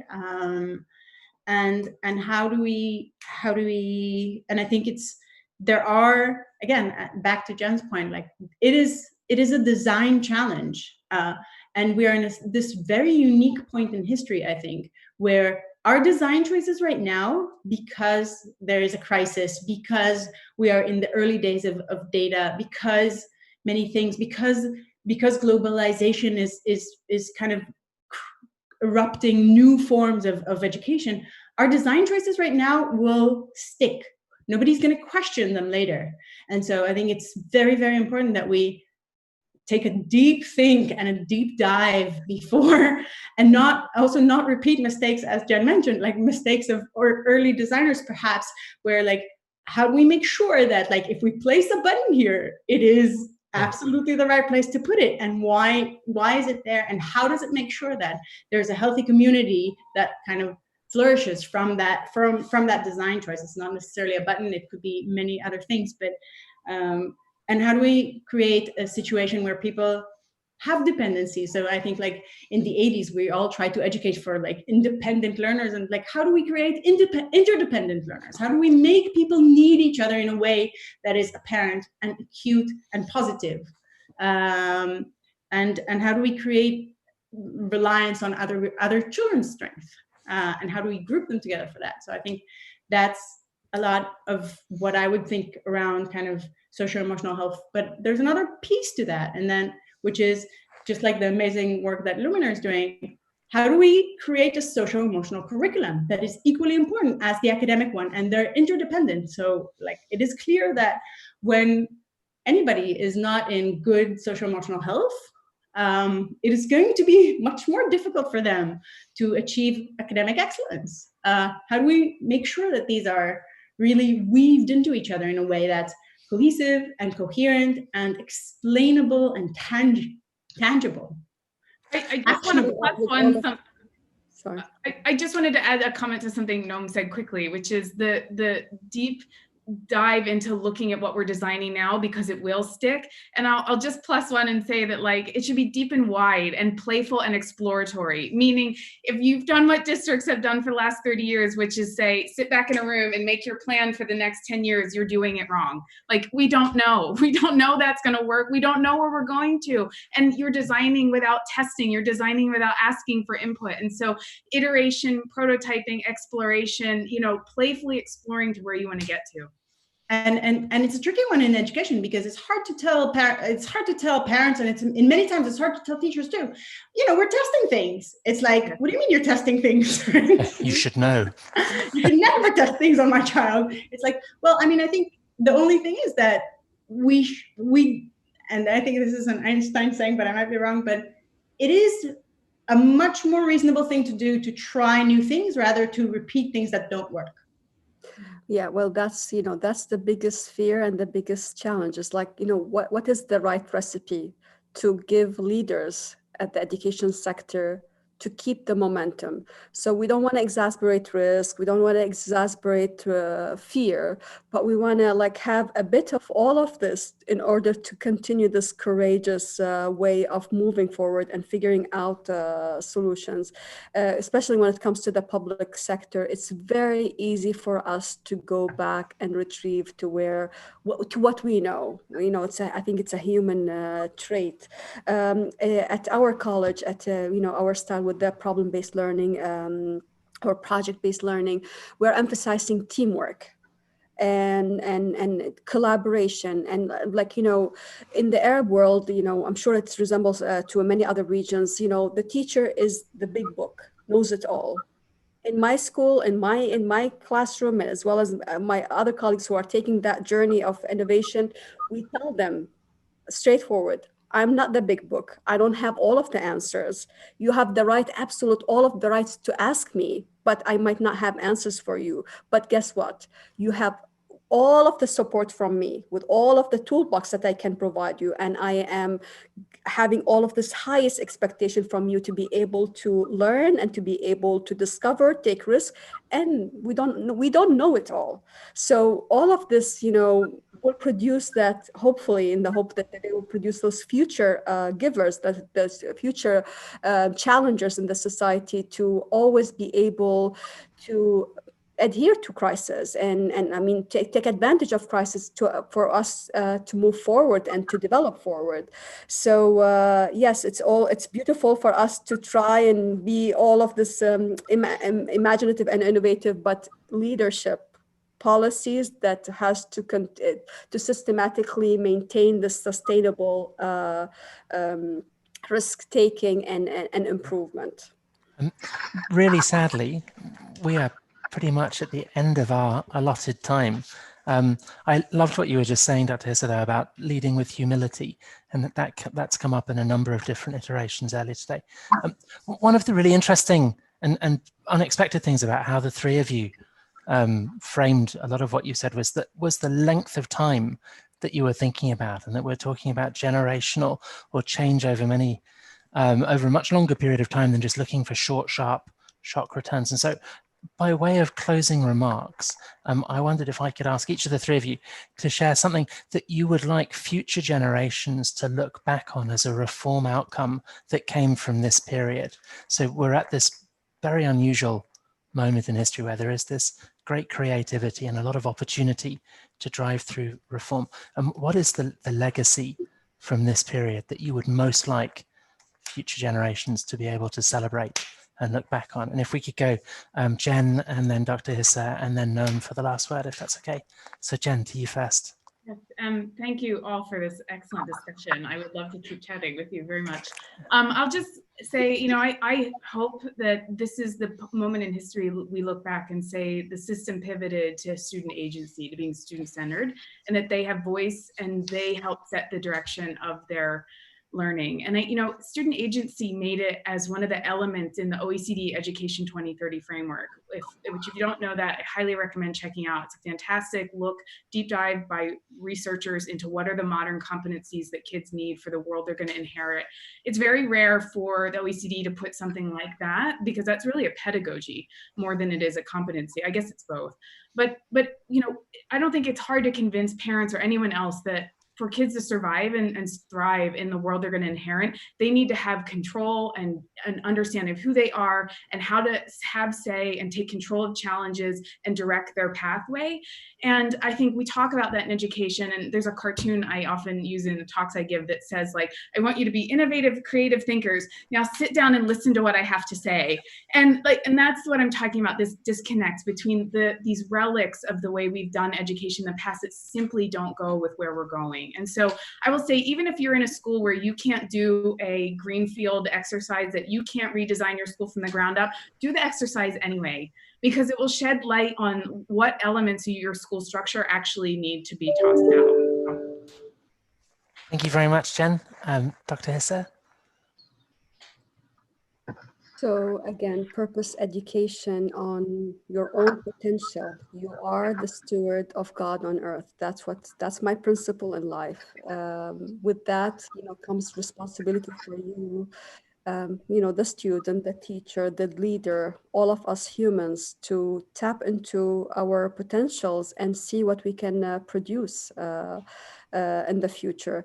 For the youngsters, they need to go, they need to reflect, on how we are doing things and where we went wrong, and how I'm sure, like at their time, they will, I don't know, I cannot even imagine like what they will be having and dealing with in the future. But I'm sure if we are creating that holistic child, a child who is able to really be at peace with themselves, knowing their power, knowing that they have freedom and choice, and a pathway to contribute to the society. I think that's what I will capitalize on. That's how I envision. Thank you, Dr. Issa. And Noam, your key thing that you'd like future generations to take away from this event? My hope is that future generations would look back on our era and see that precision education has started here and it was done ethically. And they would look back and say, hey, this is amazing. Today, no child goes without quality education and no parents chooses between career and family. That's, I hope, is where we'll get to. And I do think that there's an amazing opportunity to start building that right now. Jennifer Gross, Dr. Saltani, and Noam Gerstein, thank you so much for all of your contributions to this discussion. It's been fantastic talking with you. I wish we could have carried on much longer. We're going to have a break now, and we'll be back in 20 minutes, so on the hour, 7 o'clock in Central European time. And so I hope very much that you will all be back with us for the final two parts of Education Disrupted, Education Reimagined in September. Thank you very much. See you in a bit. Thank you, everyone. Thank you so much.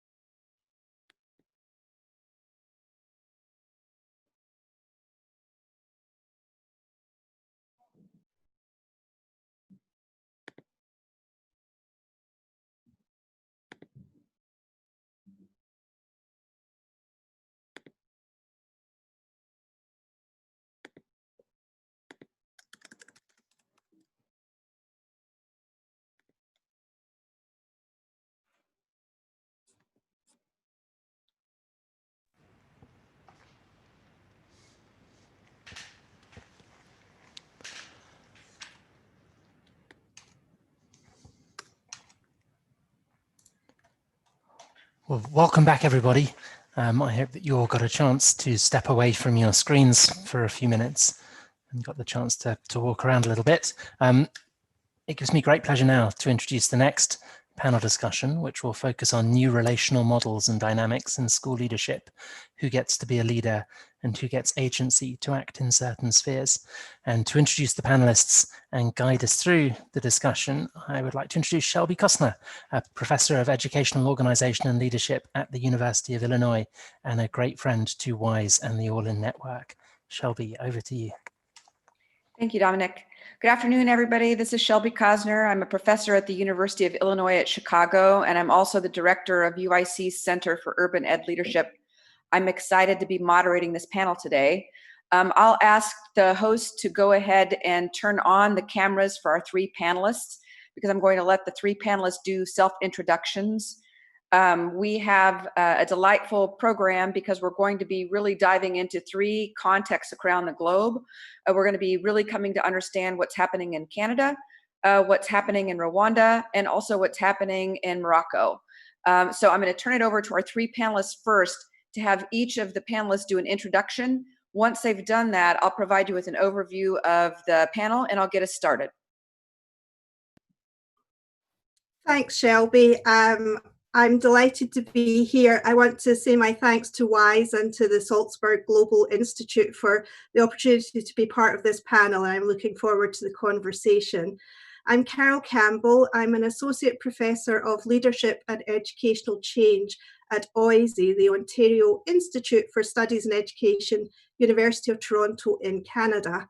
I'm also a member of the International Council of Education Advisors who provide advice to the government in Scotland, which is my original home.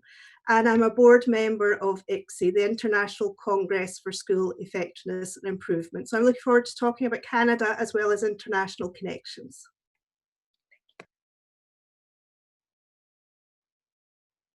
And then I'll pass it over to Mohammed.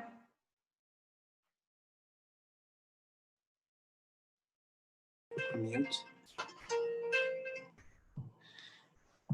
Hi, everyone. Good morning, good afternoon, and good evening. My name is Mohammed El-Meski. It's a pleasure to be here with this esteemed panel. My name is Mohammed El-Meski. I'm a clinical associate professor at Arizona State University. Also, the former co-chair of the International Congress for School Effectiveness and Improvement.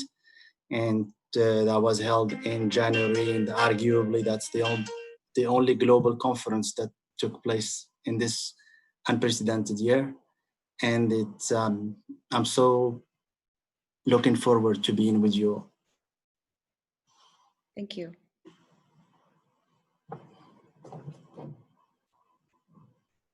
You can unmic, Chantal.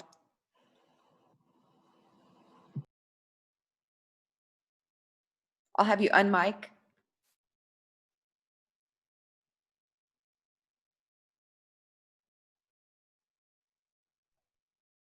Sorry, greetings from Kigali. I'm Chantal Kawanda Dusabe. I work for VVOB, Rwanda office as strategic advisor in school leadership. VVOB Education for Development is an education-focused organization working specifically on professional development of teachers and school leaders. And it is based in Belgium, but has offices in many other countries, including Rwanda. So as advisor in school leadership, I also co-chair the school leadership task force within the Rwanda Education Board, which is an agency of the Ministry of Education. I'm happy to join this panel, and thank you. So let me provide some broad framing for this particular session. We want to be able to help everybody that's participating learn a little bit about these three national contexts. We want to come to understand a little bit about where the schools in each of these countries are at related to reopening. Have schools resumed in the fall, and if so, under what conditions? We want to explore a little bit about how decisions for reopening have been made, to explore the extent to which nations are involved or whether decisions are made more locally. So that'll provide some broad framing. We're going to then jump in and look at some challenges that are beginning to emerge in each of these three contexts as we begin to think about reopening in the fall and begin to think about reimagining schools moving forward. So you're going to hear from each of the panelists about those kinds of challenges that are beginning to bubble up. And then lastly, sort of the meat of our presentation and panel discussion really will hinge on taking a look at the forms of leadership that are beginning to emerge in each of these three contexts. We really want to pay attention to whether and how distributed forms of leadership are starting to be activated and engaged as a part of this work. And so you're going to hear each of the panelists talk about how leadership is being expressed and whether and in what ways distributed leadership is being mobilized in these contexts. So that's a broad overview of our session today. The first area, though, is helping us to understand a little bit about each national context and how, if at all, that national context is coming back on board for fall learning for students. So I'm going to ask each one of the panelists to respond to a set of questions about their context, where I'm really wanting to understand, what does fall learning look like for students in your national context once learning has resumed, if it has? Who are the decision makers for this, so we can get a sense of how these sorts of decisions have played out? And do you have a sense of the kinds of information they were drawing on to make the kinds of decisions about reopening? All right. So we do have a predetermined format, and for this particular question, we are going to be starting with Mohammed. So I'll have him get us started, and then when he's completed, you know your order for discussing this particular prompt. Thank you so much, Shelby. First of all, I'd just like to say that my thoughts and prayers are with all our fellow citizens around the world for the damage that has been caused by this unprecedented challenge. And Morocco, relatively speaking, was not as affected or as badly affected by the situation, but it looks like the conditions are getting much more alarming, especially starting from the last month, starting from August. And actually we're getting into a daily infection rate at times that is equal what we have had in 3 months, which is very, very alarming. And it's a result of the country, of course, deciding consultatively that there was a time when the economic cost and at the same time the social emotional cost of being locked on full lockdown was unbearable. So they determined that it was okay to start opening up slowly. And I think we're seeing some of the I don't know, I don't want to say unanticipated results, but maybe of this slow opening up, not just of the economy, but of the schools and all the other spaces. As you know, one of the characteristics of Morocco being an emerging / developing economy is that there is a significant amount of the informal in the non-formal economic sector. In areas like in these specific sectors, you got to, sometimes it's a hand to mouth type subsistence, and you got to earn your living on that specific day, and you're not necessarily guaranteed a salary if you don't. There was I would call it respectable, laudable effort from not just the government, but from the collective of Moroccans, where they started a fund. Actually now I think it's in the I think something like more than 3 billion dirhams. And it's a solidarity fund against COVID to just help families deal with this, with the economic and the social cost of COVID. And here I tie it to schools. Schools were shut down completely starting from the 20th of March of 2020, when the incidence rate became alarming. And they stayed closed until the end of school year 2019-2020. Some of the exams were postponed, but especially the high school diploma exam. And those exams, students sitting for those exams were able to take those exams around, I think, July. But this year, can I speak about what's happening this year? I believe I should. So this year, there is the Ministry again of Education circulated a form to all parents online in physical form where they make a decision about whether they want to sign up for their students or for their children to be in school or take classes remotely. And the percentage of parents who wanted to come back to school was just overwhelming. More than 80% wanted their children back to school, which means that children are back to school, but in a very staggered, very careful approach, because again, everybody's hands are on their hearts, because really the incidence rate is high.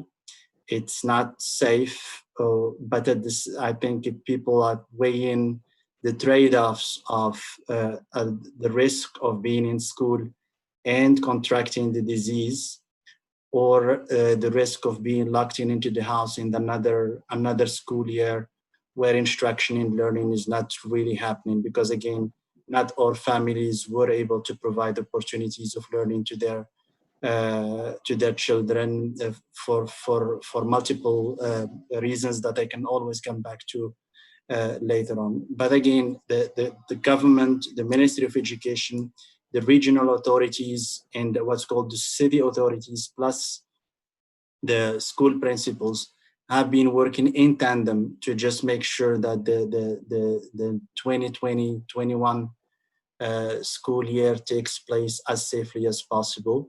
And the students this time are going to, it's free, another, again, challenge of public schools in Morocco is largely they are overcrowded.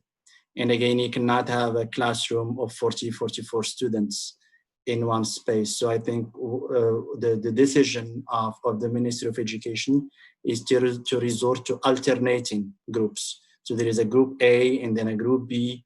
Group A takes classes on Monday, Wednesday, and Friday, and Tuesday and Thursday they take classes remotely, where the group B taking over the following week, and they start alternating. This way, they don't exceed the limit of 20 students, and they continue to observe the 1 meter physical distance between one child and another.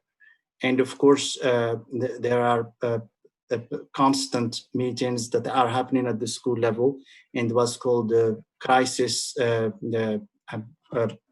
more of a war room or situation rooms, where really it's critical that from a sanitation standpoint, the schools are ready. I'm not saying that everything is perfect, but at least from the human side, in terms of getting ready for making sure that the students are safe, I think there is massive work that's being done. One final, very, very important thing to refer to as well is that while the three telecommunication providers in the country provided internet for free to all students who have access, but just to have access to specific Ministry of Education learning websites, so they access those for free. But still, there are many students who live in rural and even suburban areas that don't have access to internet, which means that the TV stations were very useful in this process, and they've been mobilized, TV and radio stations, to provide teaching, to provide instruction, with teachers recording classes and broadcasting them on at least 4 to 5 channels here in the country, just to make sure that they secure continuity of learning of students. So this is the overall context in Morocco in terms of preparedness, in terms of dealing with a situation that doesn't seem like it's ending soon.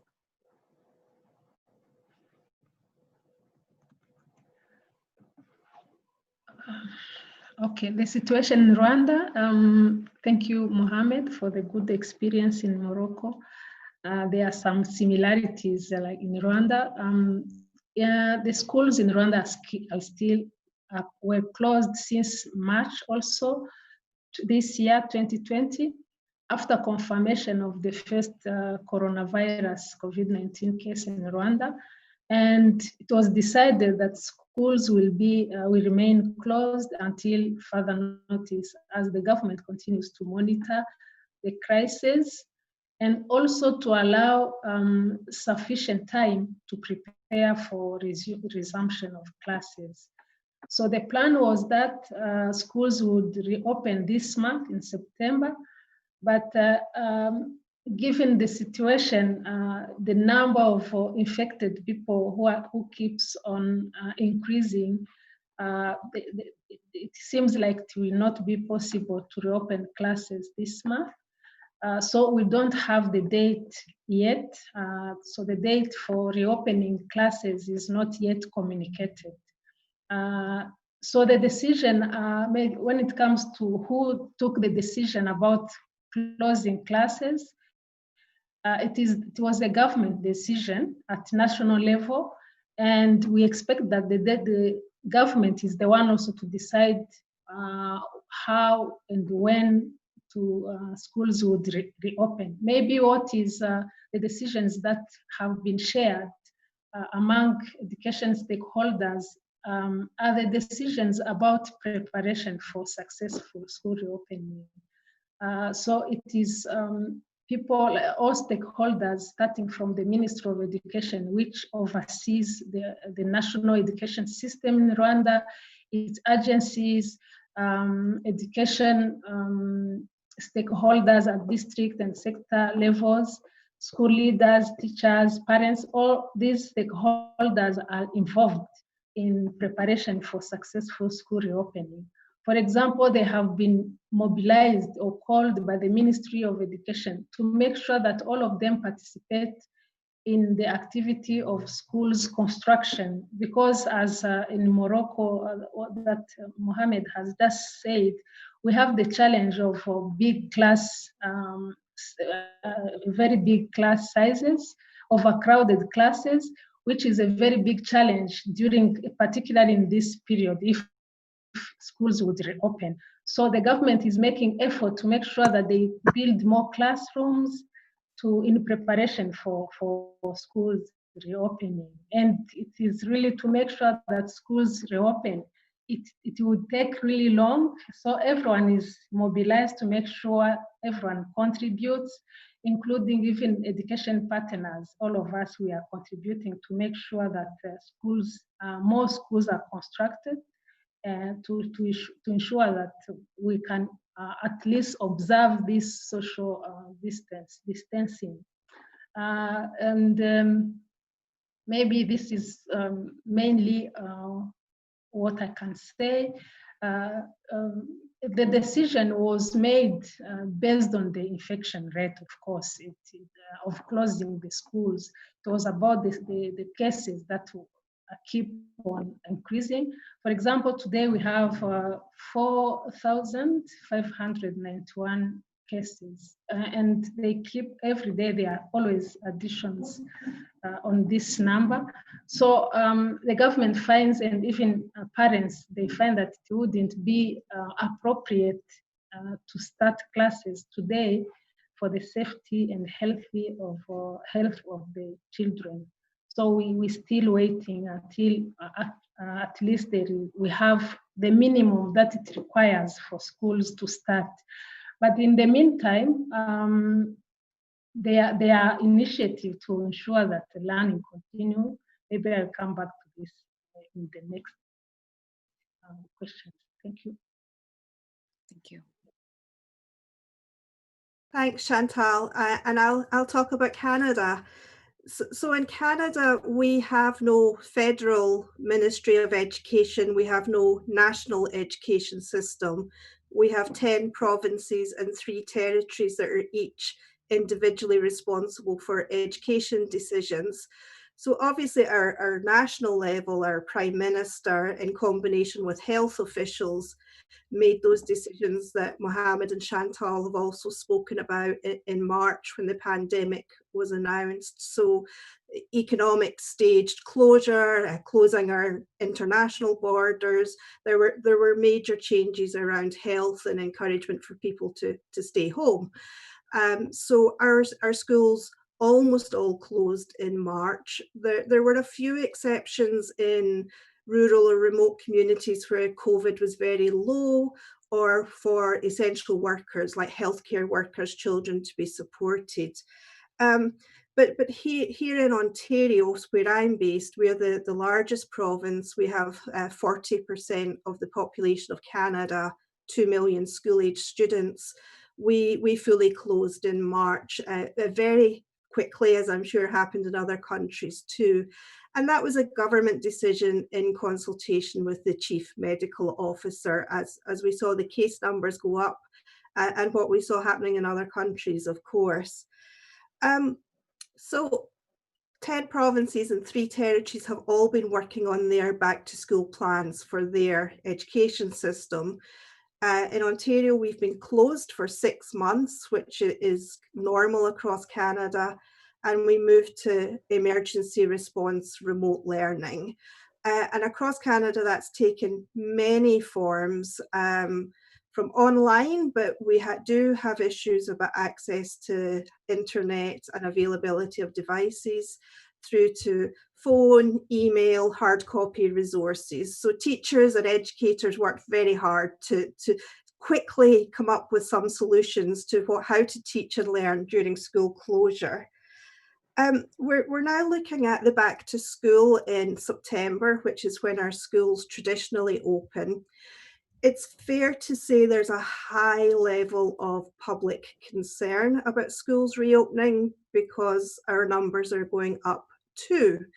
And in fact, to the extent that while I said that the Prime Minister does not have jurisdiction over education, the federal government has provided billions of dollars to the provinces and territories to try and support a safe return to school.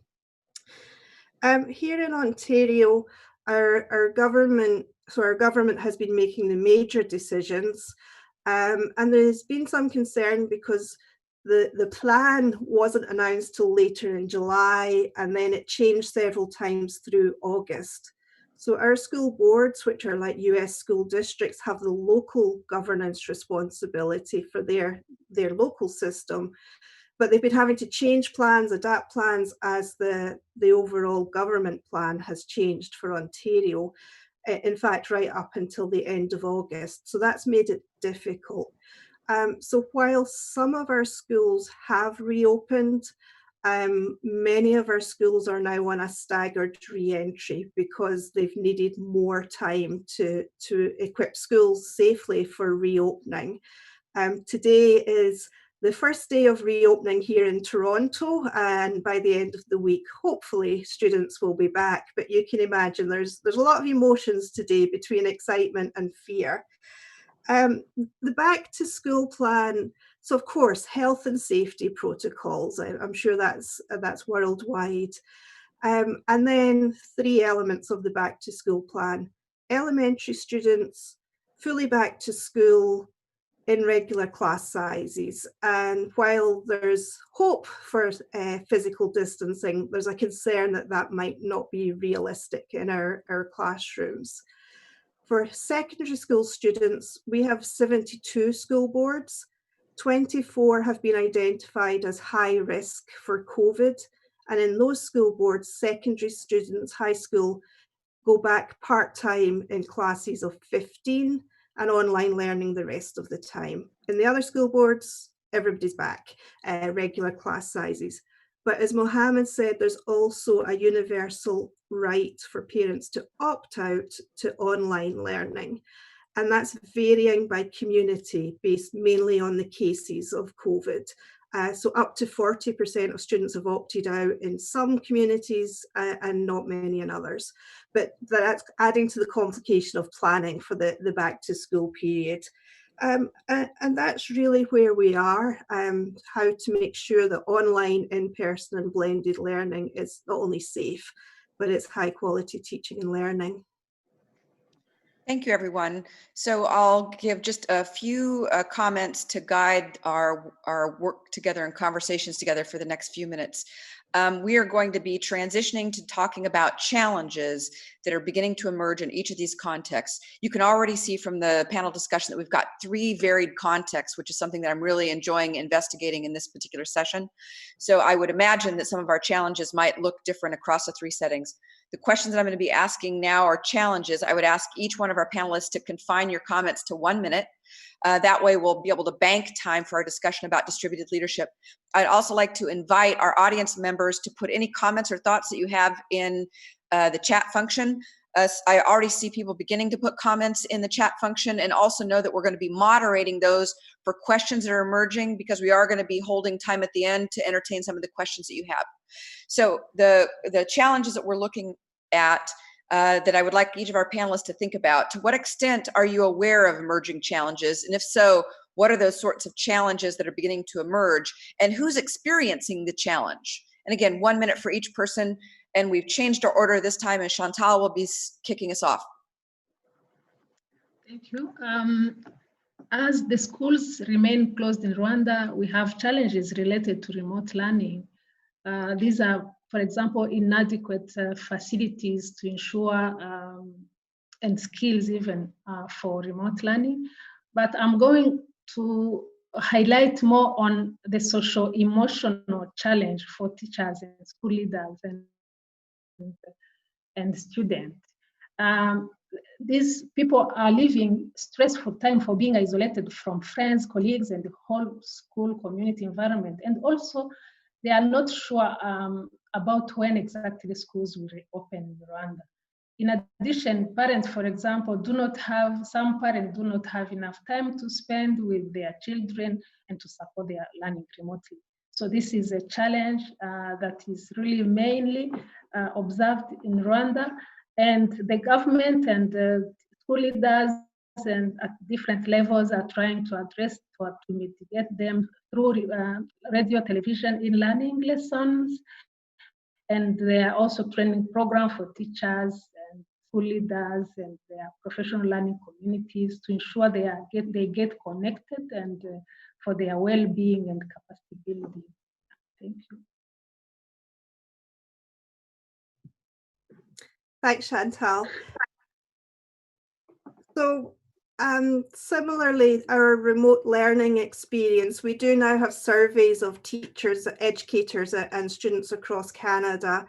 And what we're seeing is the students that so far have been most negatively affected are students living in poverty, students who have special educational needs, students in single parent homes because of the household dimension, and students who have English as a second language. So that's obviously a concern because its existing inequities have been exacerbated. We also have survey evidence indicating that students have become disengaged while they're working remotely. Their readiness to learn has declined, and that students and educators are feeling isolated even though they're doing their best to build community and connection. So I guess in my brief comments, what I'd say is our theme today is education disrupted, education reimagined. We have to deal with the disruption before we can fully get to the reimagination. We are seeing health concerns, physical, obviously linked to COVID, but we're seeing mental health and anxiety increasing. We have concerns about learning equities, and we need to support our students as best we can as we move to the future of schooling.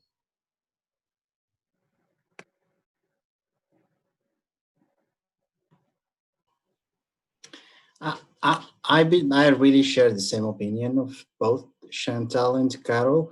I think this pandemic has been a great equalizer, or maybe a scary equalizer in this case. There's nothing great about it. Just because it was an equal opportunity afflictor, I would say, because again, it got to everyone. And I maybe unorthodoxically kind of think even about the situation room that I used as an analogy, where, like for example, in my situation here in Morocco, I'm in charge of a project, a $5 million project, working with universities, and it's amazing that it looks like that 24 hours a day is not enough. People are super exhausted, and there's so many priorities, and they can't even get to focus on one single one. There is a sense of emergency that's really very scary. As you know, the thing about emergency is that you're tempted to take quick actions, but you're not necessarily taking the right actions, because again, you don't even know if it's the right action or not, just because the evidence is not there yet. So I just wanted to park that as an important point. Of course, from a student standpoint, the fact that they've been out of school for the last 6 months before this new school year had many impacts. But I would like to really think about two type of categories in years with high stakes exams, where the fact that those exams was postponed and postponed again had implications in terms of their ability to move to higher education or institutions of their choice, because some of that selection is based on them taking those exams. And also students at the primary level, especially the first 4 grades, early childhood education, plus the primary grades, grade 1 through 4, because as you know, there is a significant amount of play and interaction that happens in these classrooms. And that's not something that an online fashion or is necessarily designed to address, compared to maybe to middle schoolers or high schoolers, where there is maybe much more autonomy and independence and self-guided learning in terms of what they can do. So I just wanted to park this and stop for the interest of time, to stay within 1 minute, but there are many others. Thank you. Our last area that we're diving into before we open it up and begin to field some of the questions that are emerging in the chat function relate to the notion of leadership in the schools in each of these 3 countries. I'm very interested in learning about what leadership looks like currently. Are you beginning to see distributed forms of leadership? And if so, who would be involved?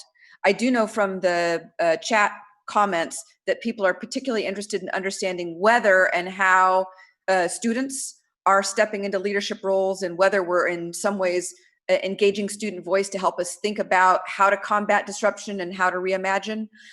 So if you could, in 2 minutes, help us to understand what leadership is looking like and how distributed forms of leadership are taking root, if they are, in your setting, that would be great. This question, we're starting with Carol. Thanks, Shelby. So in terms of formal leadership, as I said in my opening comments, the government, in combination with our chief health officers, made the big decisions. But within the governance of our education system, the day-to-day operation is the responsibility of school boards, like school districts, and obviously schools. So I think distributed leadership is absolutely happening, sometimes by design and sometimes by necessity. So through our full summer, supposedly break, teams of school district leaders and principals and school leadership teams have been working absolutely flat out to try to get ready for back to school and to address the changing policy requirements and the changing context. You know, for those of us that work in leadership, I mean, a lot of it's the management side of busing and scheduling and staffing and all of these logistical things, but they become so important in the context of health and safety protocols. So there's the larger vision of what we're aiming for, but the immediate concern is, what staff are we going to need?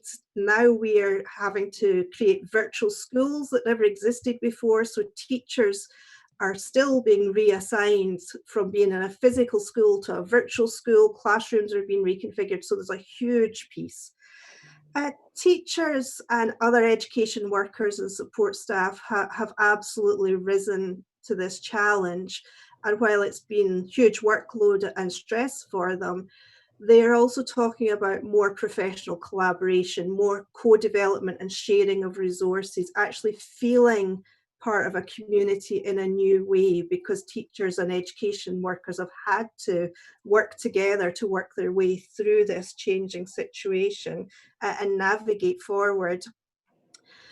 We have had some student leadership. We have students who are, of course, advocating about their concerns and advocating about what they wish to see. We have elected trustees who are students, and they've been carrying representation. But I have to say, student voice and agency is something that absolutely needs much further development and attention.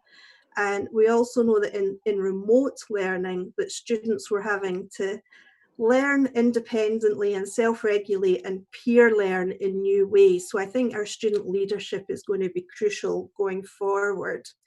The other final comment I'll make is that because there has been concern about the back to school plan, we actually now have a public advocacy movement that I haven't seen in my 15 years in Ontario.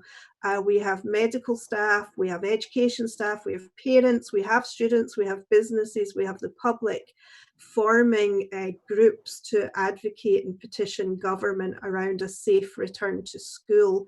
I'm part of a group called Ontario Safe, with over 250,000 people have petitioned about a safe return to school. So I hope that the disruption has shown the importance of education, and the reimagination will be really moving forward with excellence and equity in education. Thank you. I think it's my turn, correct, Shelby? Yes, Okay, thank you. Let me just reflect a little bit on student leadership, and I'll keep going up the command chain. For the student leadership, I would say that it was more about, I would call it individual self-awareness and self-regulation than about creating a movement. And even in the movement creation pattern is something that I would intersect this with teacher leadership. Because typically in areas where anecdotal evidence is not systematic, where students demonstrated leadership and demonstrated viability during this time of crisis, there was a teacher there as the main convener and the provider of assurance, and the provider of guidance, and the provider of the one who was able to help them see the silver lining in this cloud and tell them that this is the time where you could demonstrate autonomy. This is the time where you don't have to, where you're not pressured by being bombarded with all these specific school assignments, and you do have time on your hands. But again, in this anecdotal evidence of school leadership, it was always something that was empowered by a teacher who was there making this happen. But at a more institutional level, there is what, again, the entire system created what's called, they call it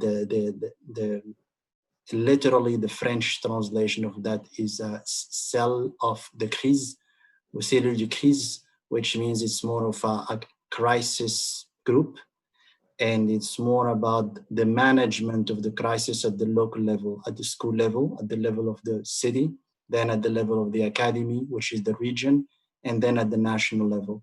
And here, maybe the example of the school leadership here, or the distributed leadership, is not just educators who are in the group, but again, the health decision makers and the security apparatus, which played a very, very important role also in making sure that physical separation is enforced. So, and that's really very important.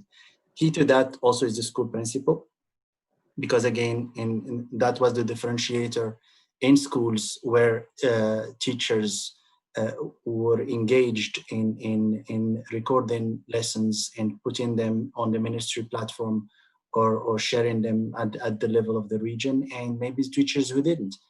And also they played a very important role, because the school principals again had those what they would always call the situation room meetings, where they had a strategy about how to continue, not just to intervene, but intervene and monitor progress and call parents whose students are not participating in online classes. Again, I'm not saying this is perfect, but what I'm saying is that in areas where things worked, there was the school principal primarily who was really involved in engaging this type of communication and making sure it happens.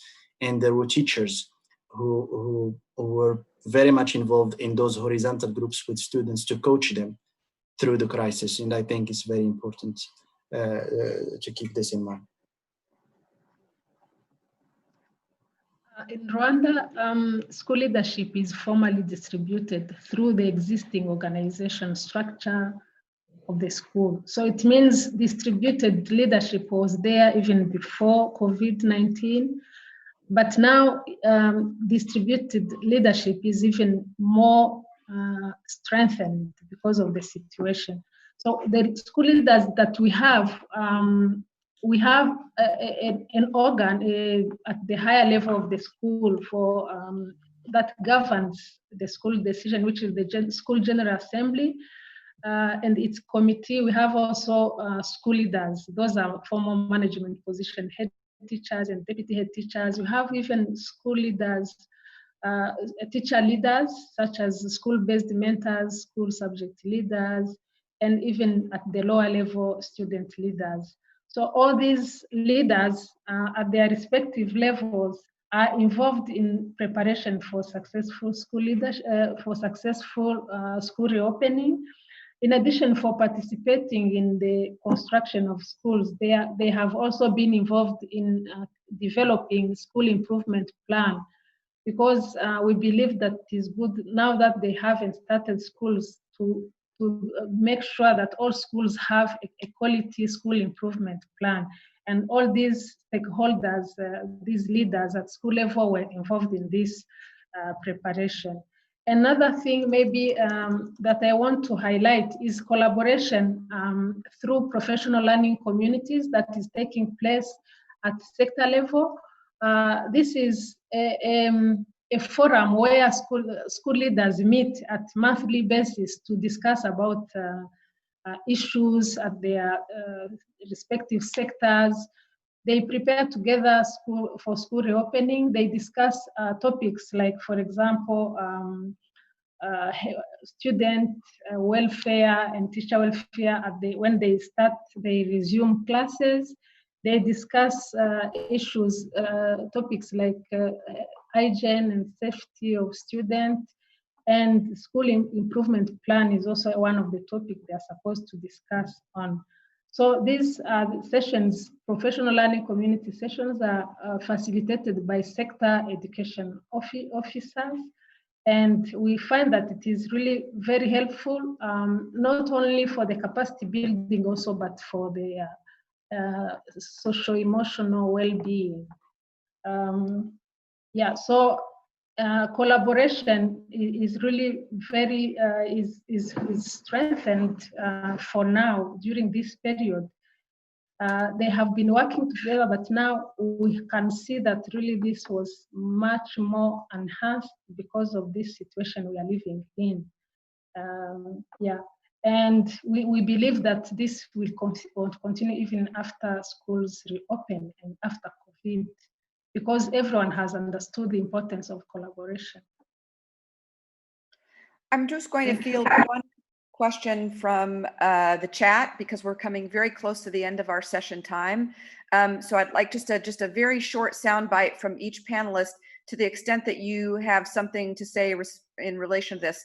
And one of the comments relates to thinking about the pandemic as one of several global crises that a leader might need to navigate at one time. And in particular in the United States, for example, Black Lives Matter movement is one example of another area of urgent attention that we are seeing in the United States, and that's being juxtaposed against our attention to the pandemic. Are there situations like this happening in other countries? And or how do you think about school leaders dealing with this notion of multiple societal pandemics at one time?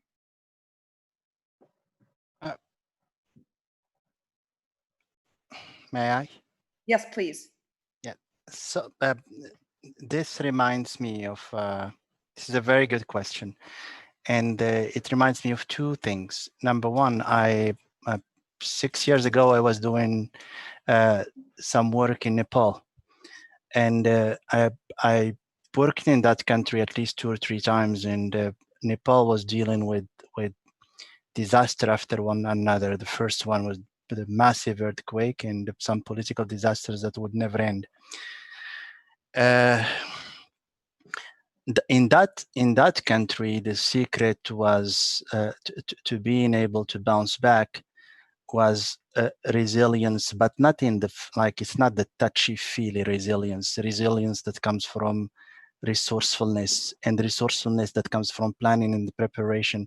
I think everybody needs to. If anybody tells you that disasters and catastrophes are ending anytime soon, just wake up.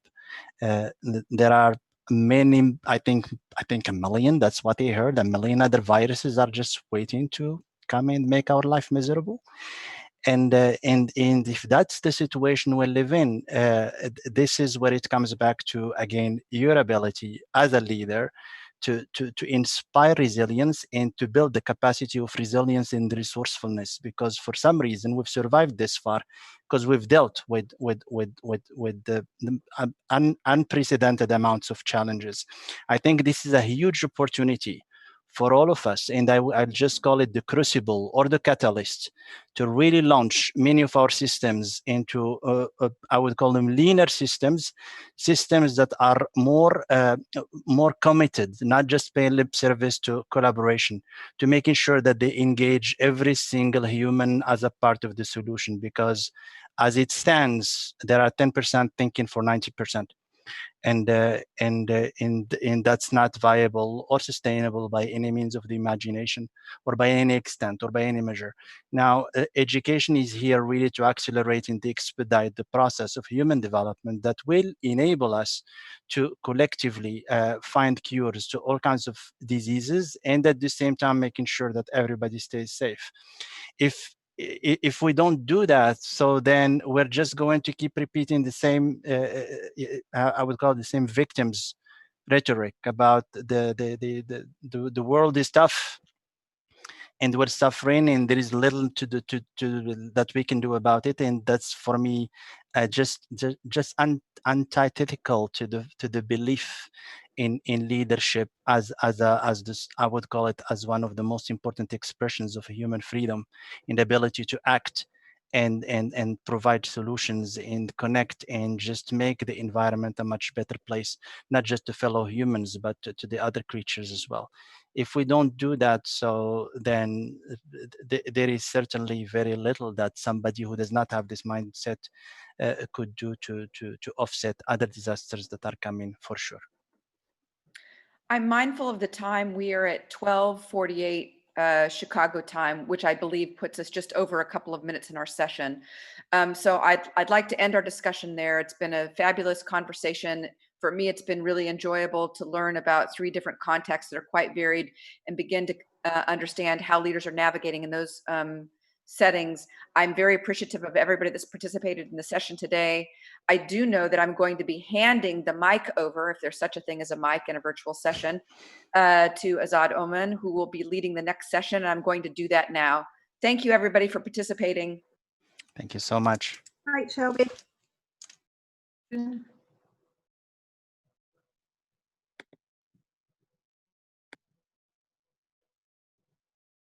Hello, everyone. Greetings from Los Angeles. My name is Azad Oman, and I'm going to be moderating this session. Let me just quickly ask Dominic if he's on to just give me a quick thumbs up whether we're good to go. Hi, Santiago. Hi, Azad. Nice to see you.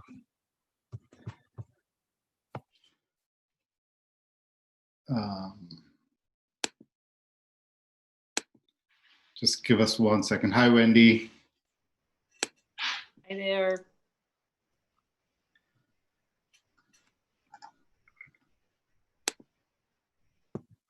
Wendy, very nice to meet you. Santiago Rincon Gallardo here. Very nice to meet you too. Excited for Vic. Sorry, Wendy. Hi. Vicky, are you on? Yes, yes, yes. There we go. Okay, perfect. Okay. Can you turn on your video? Oh, super, perfect. Perfect. Okay, great. Okay. Hi, Wendy. Hi, Santiago. Good to see you. So, greetings everyone who's joined us this evening. This is or this morning, depending on where you are in the world. This is the final session for the day. And today we're having a conversation about leadership and equity and how we can build more equitable systems for the future. And it's such an honor to be moderating a session with such global luminaries in the field of education. Before we get into the session, just really quickly, my name is Azad, and I run an organization called Global School Leaders, where we work on training school leaders in marginalized communities in the Global South. So today's discussion obviously is very pertinent to us. But before we get into the conversation, I do want to reflect that it's, for me at least, it's been almost 6 months to the day since my then 13-year-old, now 14-year-old, went into learning from home mode, just as we were going into working from home mode. And over the last 6 months, he finished middle school, started high school, and it's just been a fascinating journey to professionally follow education systems around the world and see their reaction to the COVID-19 crisis, but also personally experience the joys and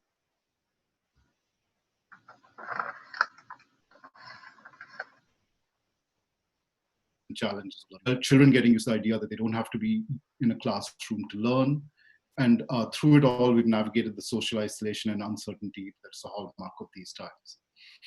So earlier today, we've had a couple of sessions which have talked about leadership at different levels within the education system. So we've talked about students, we've talked about teachers, we've talked about the system as a whole. And I think, if anything, leadership has really emerged as a really critical topic in education during these past few months. We've been dealing with a really uncertain situation, and it's been exacerbated by glaring inequalities around the world that have been highlighted in this time. Whether it be images of migrant workers walking thousands of miles to get home in India, the Black Lives Matter movement in the United States, or the disproportionate access to healthcare for those who've been infected with COVID-19. For all of us in this session, equity in education has been an important aspect. As we've thought about reimagining the world of education, which has been a theme that the WISE community has been thinking about over the last few months, we've had to think very deeply about fundamental aspects of equity, whether it be gender, class, caste, economic status, disability, and through that ensuring that all children have the opportunity to learn in the education systems we seek to build. With that, I'd like to start move the conversation to the panelists to start talking about highlighting the importance of leadership.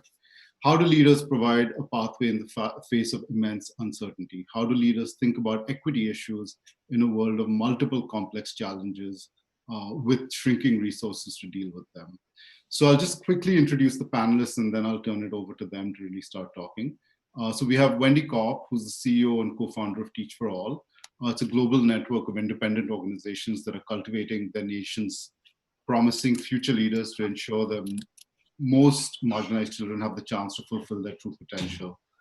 Now in its 9th year, the Teach for All network is composed of partner organizations in 45 countries on 6 continents. Second, we have Vicky Colbert. She's the founder and director of Fundación Escuela Nueva. She created the worldwide renowned Escuela Nueva model in her country, Colombia. The model, which was initially used in rural schools, uses cooperative learning among students to promote independent, self-paced learning. And of particular note to this community, she was the 2013 WISE Education Laureate. And finally, we have Santiago Rincon Gallardo. He's the Chief Research Officer for Michael Fullan Enterprises, where he works on whole systems change in education and new pedagogies for deep learning. Previously, he worked within the public education system in Mexico, where he developed and tested a teaching and learning model to transform regular public school classrooms into learning communities. So thank you, panelists, for being with us today. Let's begin the conversation with some preliminary thoughts from you about leadership and equity in the current context. Wendy, let's start with you. You've worked so much with young leaders in education around the world. Could we start with you sharing your thoughts on the need for leadership across the spectrum in education, from students to teachers to systemic leadership? Sure, yes, and it's such a pleasure to be here with such an esteemed set of panelists and such a wonderful audience. You know, and to speak about such a critically important topic.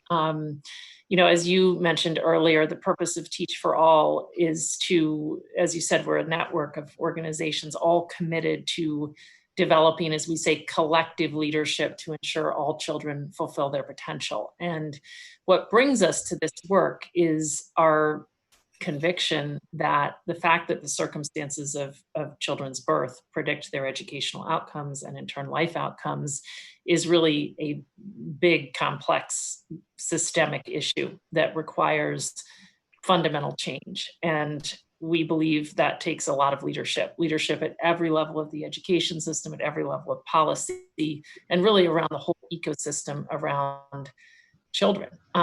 So our network goes about really working to intentionally develop and cultivate that leadership through enlisting promising leaders and channeling their energy into the arena of working with the most marginalized children, initially by committing 2 years to teach and investing in those participants during the 2 years in pursuit of really important impacts for kids and really important you know, foundational impacts for those teachers themselves, because we've seen that 2 years of working in some of the most under-resourced communities in the world, you know, and with full responsibility for kids is really develops a set of beliefs and mindsets about the potential of kids, an understanding of the nature of the problem and the nature of the solution. And the closer you get to it, you realize it's about those teachers' leadership and what they go on to do at every level of the system, but it's so much also about their students' leadership, the other teachers in their schools, and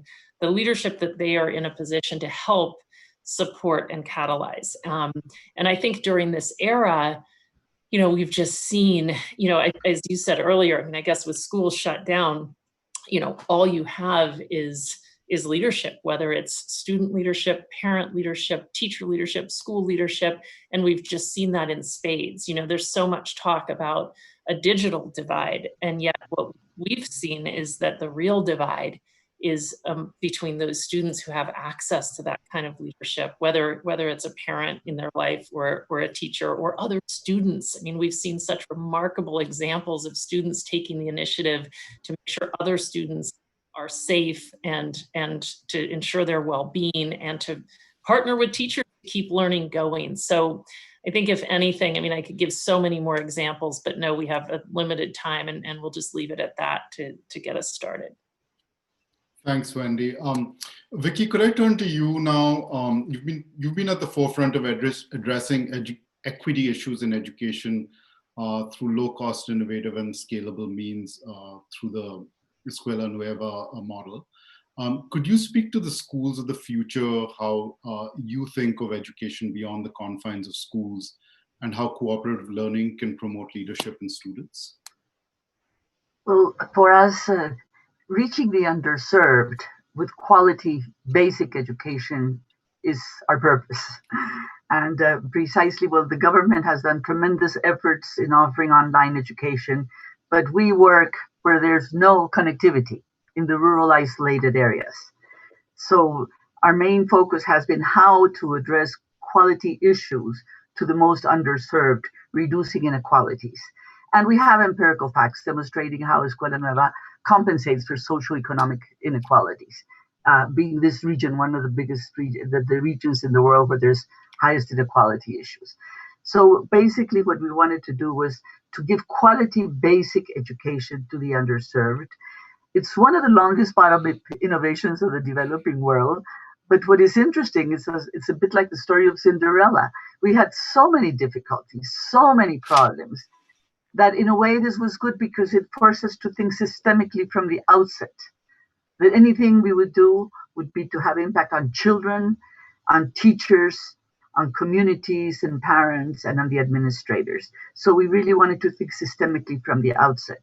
when we started, Colombia, like the rest of the countries in Latin America, were not even guaranteeing complete basic education. And teachers didn't even know the word multigrade, which they're the invisible schools. But then I say, this is like the story of Cinderella, because we started with these invisible schools where there's so many difficulties, where one teacher has to handle simultaneously several grades. But these schools are an entry point for innovation. And it forced us to change three basic things. We wanted to change the Educational Act from really going beyond teacher-centered education into really child-centered education. Nothing new in the philosophy of education, but in Latin America, it only came to the elites. And what we wanted to do was to serve the underserved. So the Educational Act, to really make this paradigm shift from teacher-centered education into child-centered. A new role of the teacher for the 21st century. So we've been talking about a new role of the teacher for almost 35 years, as a mentor, as a coach, as a facilitator, not a transmitter of information. And precisely this pandemic has forced us to really change this into child-centered education. And what we were talking about for so many years, now we were forced to do it. And the teacher had to assume the new role of the teacher. So you start seeing all these really important leaderships, especially because we want to create in Escuela Nueva a culture of cooperation in schools. And this is where, for us, we wanted to transform all this complexity into simple, manageable action so that any teacher could do it. And this is precisely, I think, one of the strengths. For us, necessity was the mother of innovation. So we had to introduce these dimensions of transformational leadership. Where a leader is more worried about the higher levels of achievement of their followers, where transformative leadership is, to really promote leadership and how to strengthen the followers, and how their extrinsic motivation can become an intrinsic motivation. So this is what we wanted to do with children. This is why children have school governments. They have printed learning guides that have pedagogical sequence. We do not, it's like a hybrid between a textbook and a workbook. But here we needed, I think for us, the challenges were not so much technological, but as pedagogical. So the self-paced learning materials for students have been key. They have continued to work because they were accustomed to autonomous learning and the new role of the teacher. So we really had to make this shift, and the pandemic forced us in the concept of act, in the concept of time. Not everybody learns the same thing at the same time. So we needed more flexible systems adapted to the children's needs. So here's where we have the concept of flexible promotion. And, the concept of time varies. So this is so crucial because everybody can learn everything if you're given the right time. So a little bit of personalized attention was so crucial in Escuela Nueva. And the concept of space. Learning has to be conceived as an activity, not a place. So here's where all our learning guides, have parents participating with their children to make their learning more relevant. So it was touching the act, the time, and the space, and making sure that this concept of transformational leadership is really strengthened, basically through cooperative learning. Cooperative learning is the core of Escuela Nueva, and it's both through explicit instructions and through activities, because children are dialoguing all the time, constructing knowledge together. So this creates an attitude and an environment of civic engagement and the building of citizenship. So here's where, let's say we have the school governments in Colombia, which, by the way, they inspired the new law of education. But these are the school governments of children, where they have their committees.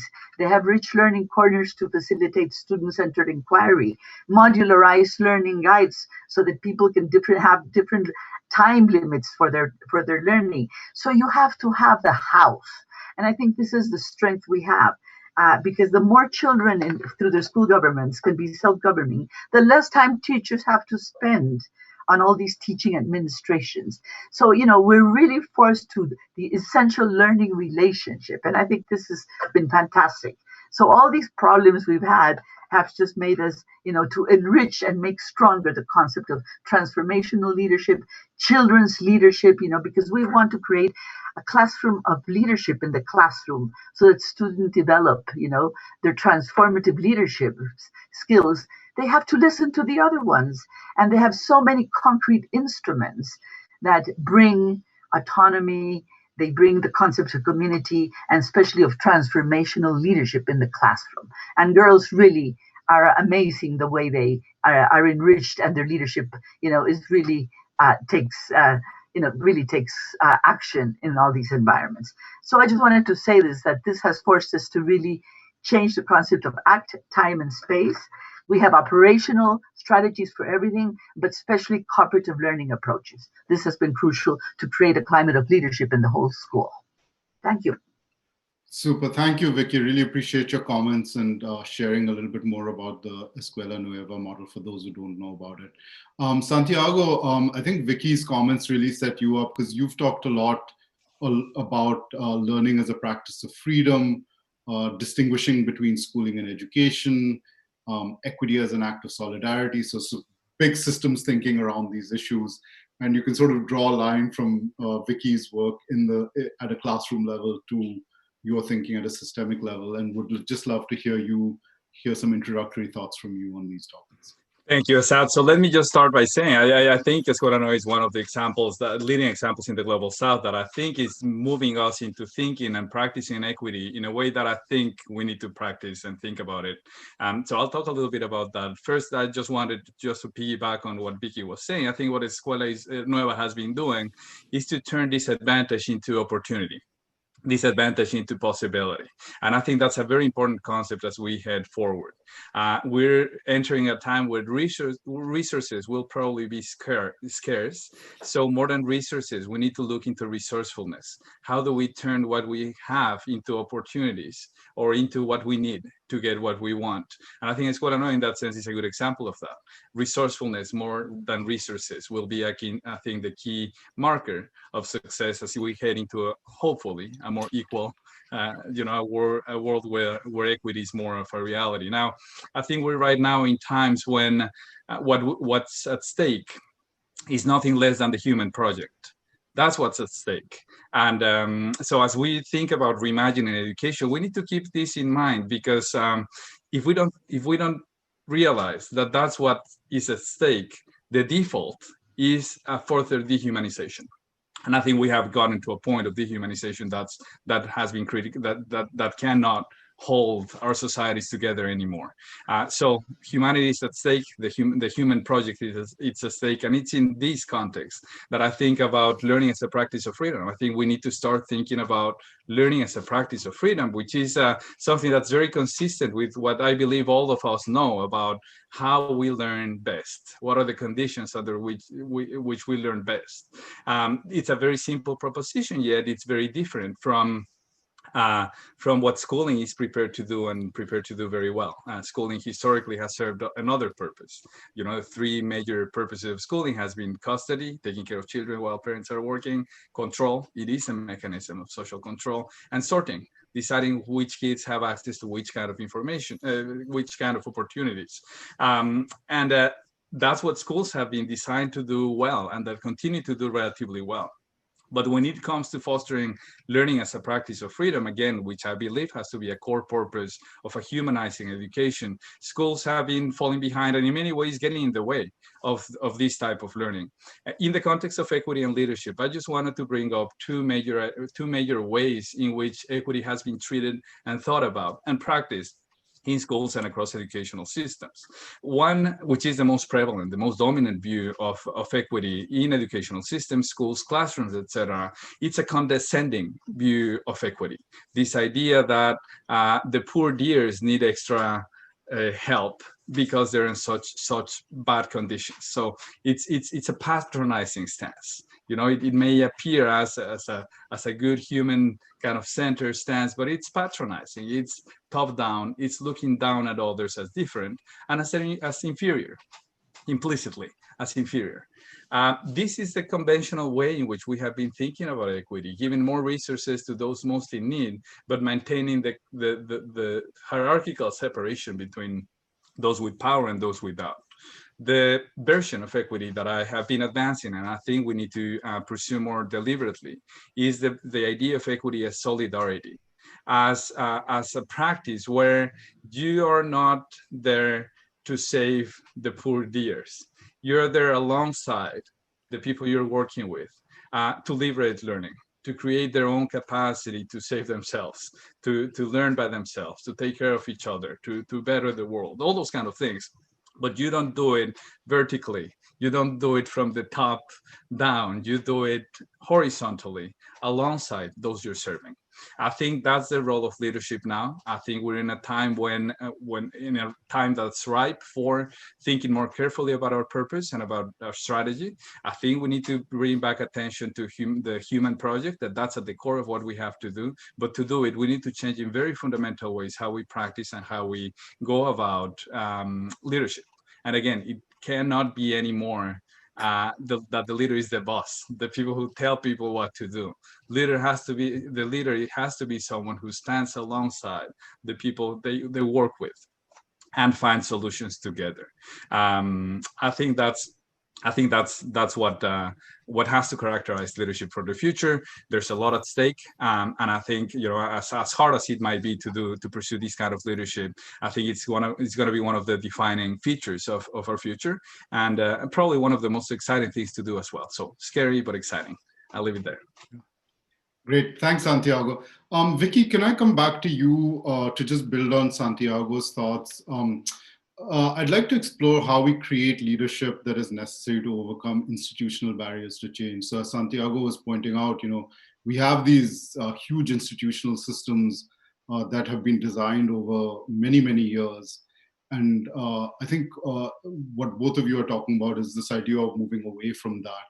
But yet we know that, you know, these institutions can get very entrenched. So Vicky, I'd love for you to just share your thoughts on how we take the power to educate away from the school in quotes and place it in the community, and how do we support the community to make this happen? So how do we take these ideas that we're talking about, but really start to exert the leadership to make it happen? Well, we really wanted from the outset to have the whole concept of social participation embedded in everything we did. And this is the way it was embedded, in the way of training the teachers, in the way of working with the administrators, in the way of working with the children. So anything that the child had to do as part of their homework was an application activity with their parents. You know, very simple, anything they learned in the school through their lesson plan, which is a learning guide, directed to the child directly, we empowered the children. And then the children empower their parents, because the children have to apply knowledge with their family every single day of what they have through their learning, through their printed learning guides, because we don't have connectivity. So this has been very interesting, because parents feel that they're part of the community of the school and they participate in it, even if they don't have any type of connectivity and they're far remote areas. But they're using the telephones, they're using the WhatsApps. The teachers have had a tremendous leadership. They're using local radios, but the learning guide has been like a vertebrae. Like it gives a structure, and the teachers and the children and the parents know the structure. They have a common structure on their learning process. So this has been crucial, because the children themselves, they have been the ones that have been leading these initiatives. And there are so many small little instruments that we try to incorporate in Escuela Nueva at home now at this moment. But there's so many little simple instruments that facilitate peer tutoring, peer conversations, child to child. We had an element that was so important for the teachers was the micro centers, where, you know, teachers would get together and share what they're doing, something that today is recognized as a key variable. A teacher learns more from another teacher than sometimes from an expert. So here now, what we didn't have before as strong, because it was not so easy, now we have a Renueva. Renueva is our virtual campus for teachers. And now, so we have the printed material for the children, all their little school instruments. It's the school governments where they participated, they feel part, especially so that children can continue having communication with their teachers. This is crucial, that they don't lose this link. So at all the levels, there is there are activities, but of transformational leadership, where there's follower development, and when we want the leaders to listen and contribute to the well-being of the others. So it's a whole feeling of cooperative learning. And I think we haven't put enough emphasis on what cooperative learning is. And there's so much important literature. Everybody's talking about personalized education. Yes, everybody can finish academic units at their own pace. We have the operational strategies to help this, to put these words in action. And this is crucial. So just the participation of so many elements. We have so many community instruments where parents feel part of the community and of the school. For example, a simple instrument for the teacher, where they have a little community map. Who's the child that has to walk the longest, the farthest away? Just so simply they know where is the child's home. A family card, which are, where they have information about the level of education of the family, who's a carpenter, who's the singer, who's the artist in the community. So these are simple instruments that we give the teachers so that they can have information to promote leadership in the community, and so communities can take ownership. So the whole concept of social participation, which, by the way, there's a manual on social participation in the World Bank. They have seen and studied that where there's more social participation in any project, it will be more sustained. Great, thank you, Vicky. Wendy, I just wanted to build on what Vicky was saying about this concept of cooperative learning and just abstract it to the systems level, because I find certainly over the last few years working in the education space that there's so few spaces for education organizations to learn from each other. WISE, of course, is one of the spaces where that does happen. But you've been developing this global network with the idea of cross-pollinating ideas across countries, so that we have a diversity of approaches informing each other. So in a sense, cooperative learning among organizations at a global level. Could you share some thoughts on the importance of such networks, and maybe an example of how the Teach for All networks is leveraging upon the collective wisdom to create concrete solutions?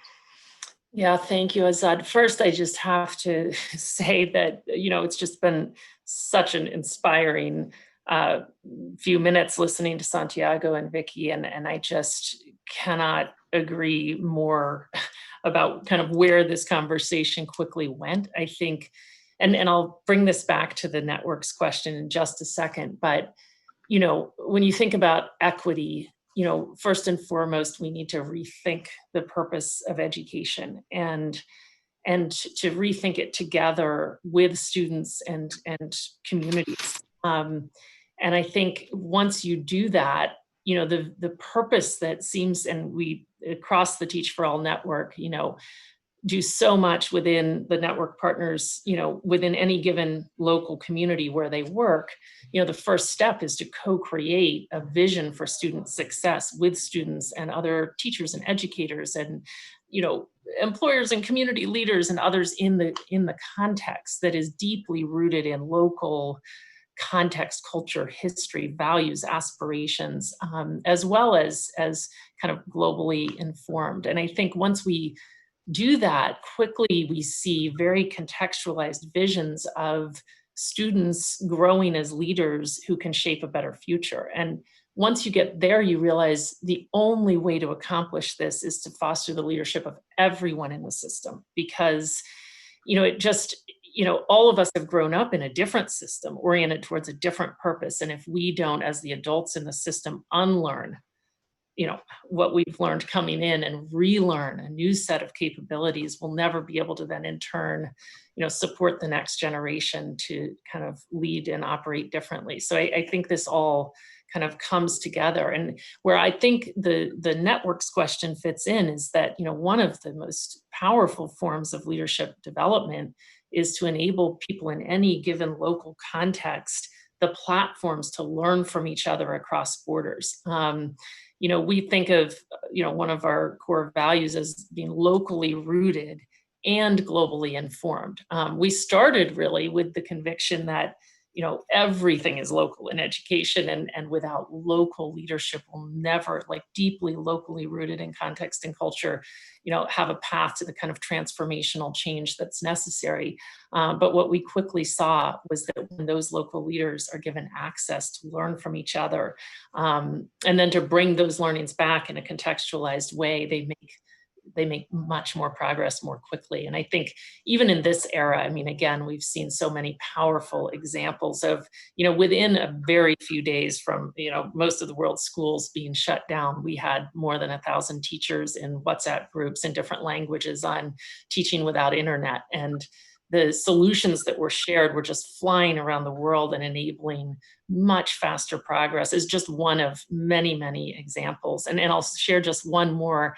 You know, we've just launched a network-wide effort to develop a new framework for teacher leader and student leader development, you know, co-created by students, families, teachers, educators, all across a global network, because we've seen that as different as different contexts and cultures are, there are such similarities in what we're learning about the perspectives and kind of mindsets and actions and the way teachers develop to foster the kind of student agency and awareness and dispositions and all that that we're all working towards. Great. Thanks, Wendy. Santiago, could I turn to you now? You know, what Wendy was talking about everybody coming together, and just creates this question around the idea of social movements needed to sustain change. Because even I think over these last few months, we've seen like stops and starts around conversations around reimagining education. And then it becomes like, let's just get the kids back to school. So even in just this short time, we're seeing the need for, you know, the need to run the marathon while at the same time running the sprint. So could you speak more to the idea of social movements needed to sustain change? How do we make this an inclusive global movement that, and particularly when we're talking about incorporating voices that are traditionally underrepresented in these conversations? Yeah, thank you, Azad. So the point, I mean, I've been crafting and speaking to the idea of social movement as a new way to think about and promote change in education. And the reason being that is that the changes that we need to see in our systems, if we are to take this basic proposition that learning is a practice of freedom, to bring it to life, will require deep and widespread cultural change. I mean, the thing is, we need to change in very fundamental ways how we think about and how we act as teachers, as students, as school leaders, as systems leaders, etc. And throughout history, the most prominent, powerful, effective vehicles for widespread and deep cultural change have been social movements. That's how societies have been changing. And when they change rapidly, it's thanks to social movements. So here I'm talking about social movements, not for the kind of contentious nature of social movements. There are marginalized groups that need to resort to violence or choose to resort to violence because they don't, or they believe they don't have access to any other way to influence societies and institutions. That's not the notion of social movement that I'm looking into. I'm looking into the more vibrant side of social movements, which is not the against agenda, but the for agenda. What is it that we're building? What's the world that we want to build together? And I think it provides the social movement metaphor offers a good image to think about how do we think about and promote the kind of change we want. This is not just theoretical decoration. There are some examples from the Global South that operate like that. You know, the powerful pedagogical innovation that has been spreading to thousands of schools, and mostly across the Global South. Escuela Nueva, of course, is one of them in Colombia, 20,000 schools in the late 90s, right? The Learning Community Project, or the Tutorial Networks Project in Mexico as well, that spread to about 9,000 schools in the most marginalized communities around the country and improved achievement at a very accelerated pace by creating the conditions for people to learn, just like Wendy was saying, for young kids to learn from each other and from their teachers. The community schools in Egypt, another very, very prominent example from the Global South that created a model that involves community engagement, very progressive child-centered pedagogies in the most marginalized hamlets in northern Egypt. And again, showing phenomenal results, a lot of vibrancy in the learning environments in the most marginalized communities in the country. And again, the kids doing better than kids in conventional schools. So the idea of social movement is really not just an elucubration. There are many examples, especially from the global south, that we're starting to see operating over the past few decades as social movements. So I think that's at the core of the new role of leaders. Think of your role not as implementing what people at the top are telling you have to do. Think of your role as an activator of movement to liberate learning.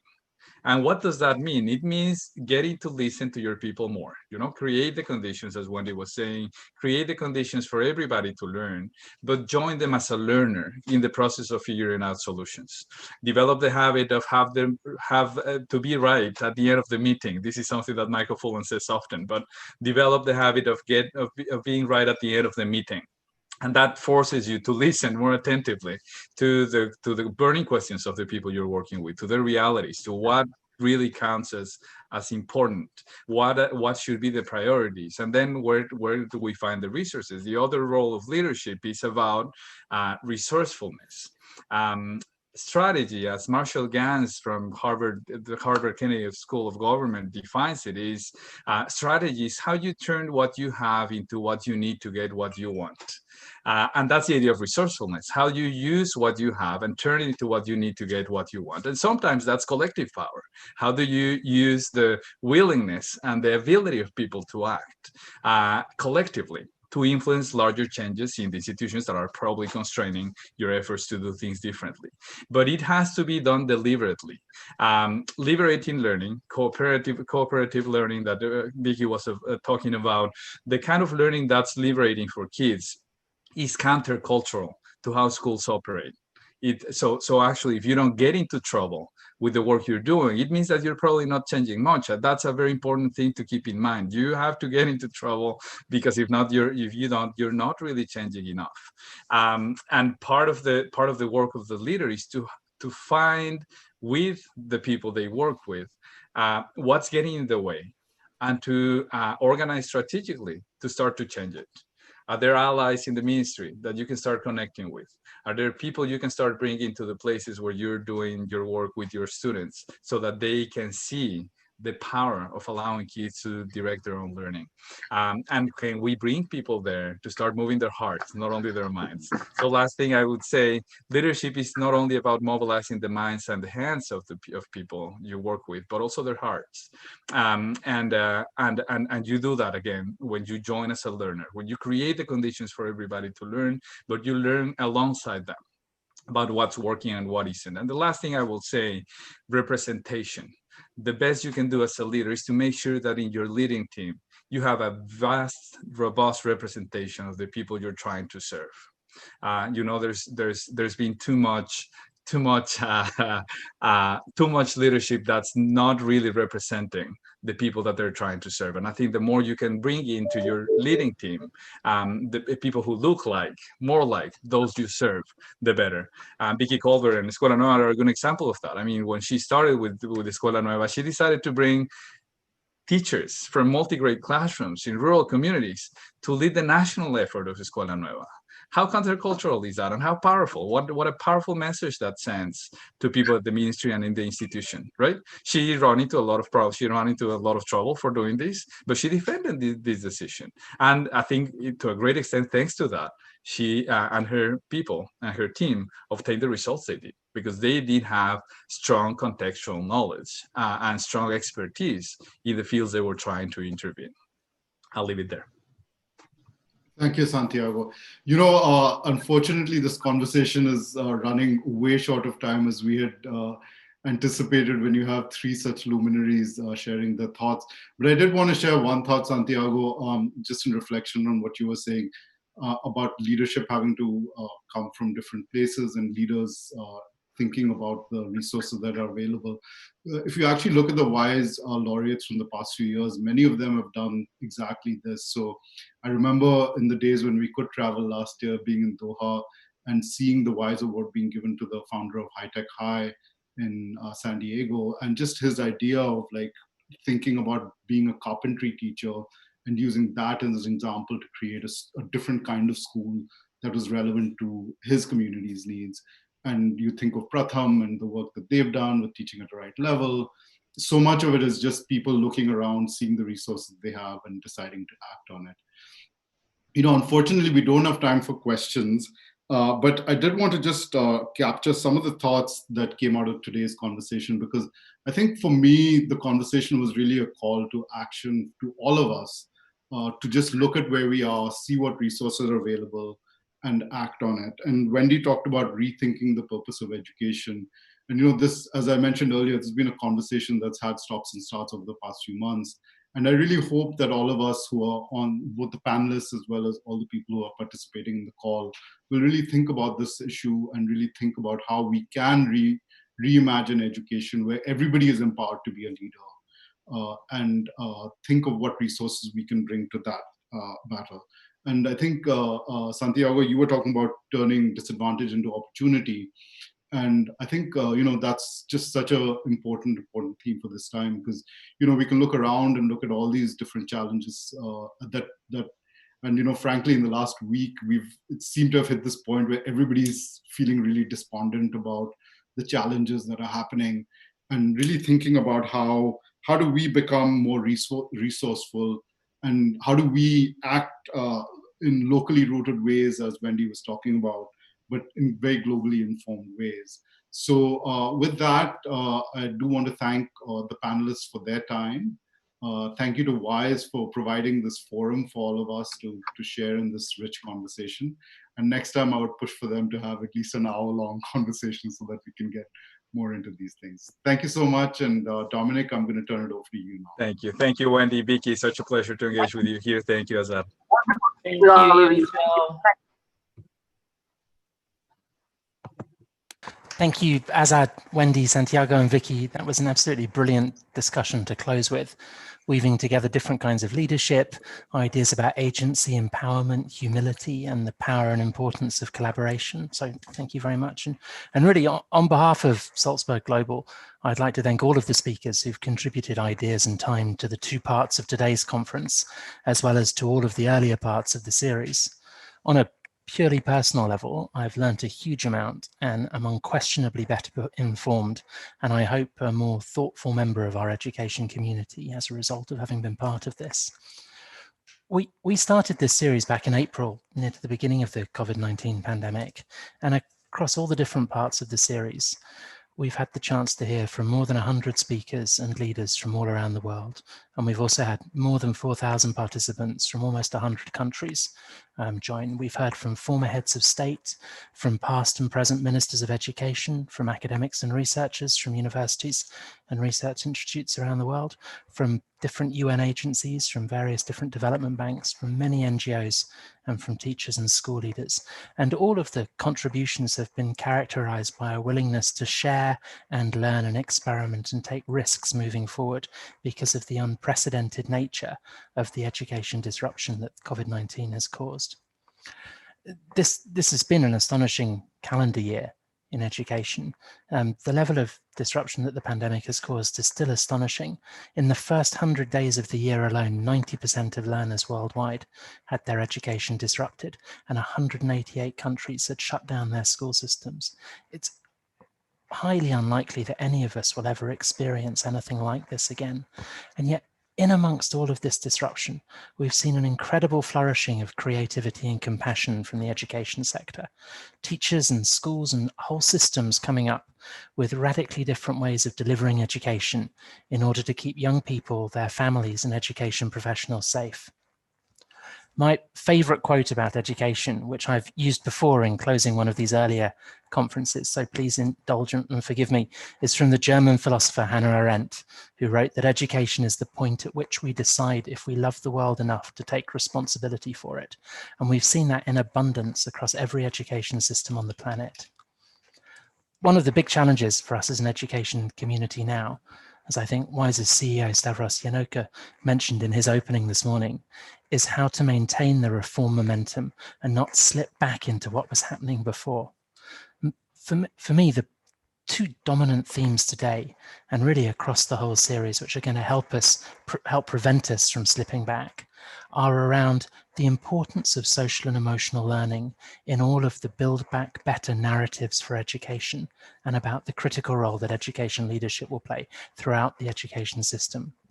Now, social and emotional learning is a subject that's particularly dear to my heart. Dr. Asma and I are both part of Karanga, the Global Alliance for Social and Emotional Learning and Life Skills. And today has been fascinating for many reasons, but particularly because so many of the different discussions have blended SEL and leadership. So ideas about leading with empathy, about the importance of compassion, about the intersection between leadership and agency and self-regulation and collaboration. And I hope and believe that all of these skills will be much more visible in our education systems as we move through and beyond the pandemic. Well, before I hand to Dr. Asma to close the conference, but sticking with the idea of collaboration, I would like to thank my colleagues at Salzburg Global Seminar and all of the WISE team for the partnership that we've developed throughout this complicated year. It's been a pleasure working and learning with you all. I'm very much looking forward to all in tomorrow and what we can do together in the future. And finally, I would like to thank everyone who has joined us in this community process of reimagining education. And I hope very much that these conversations continue.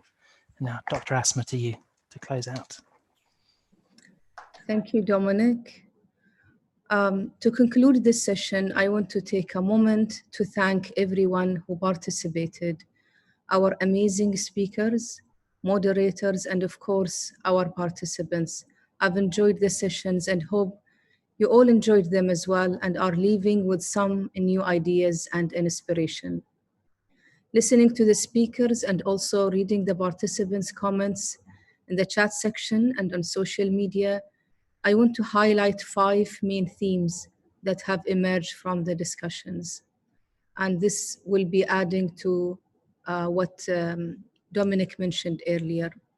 First, it seems that if a crisis has taught us anything, it's to reflect deeply on what we teach, how we teach, and how we assess.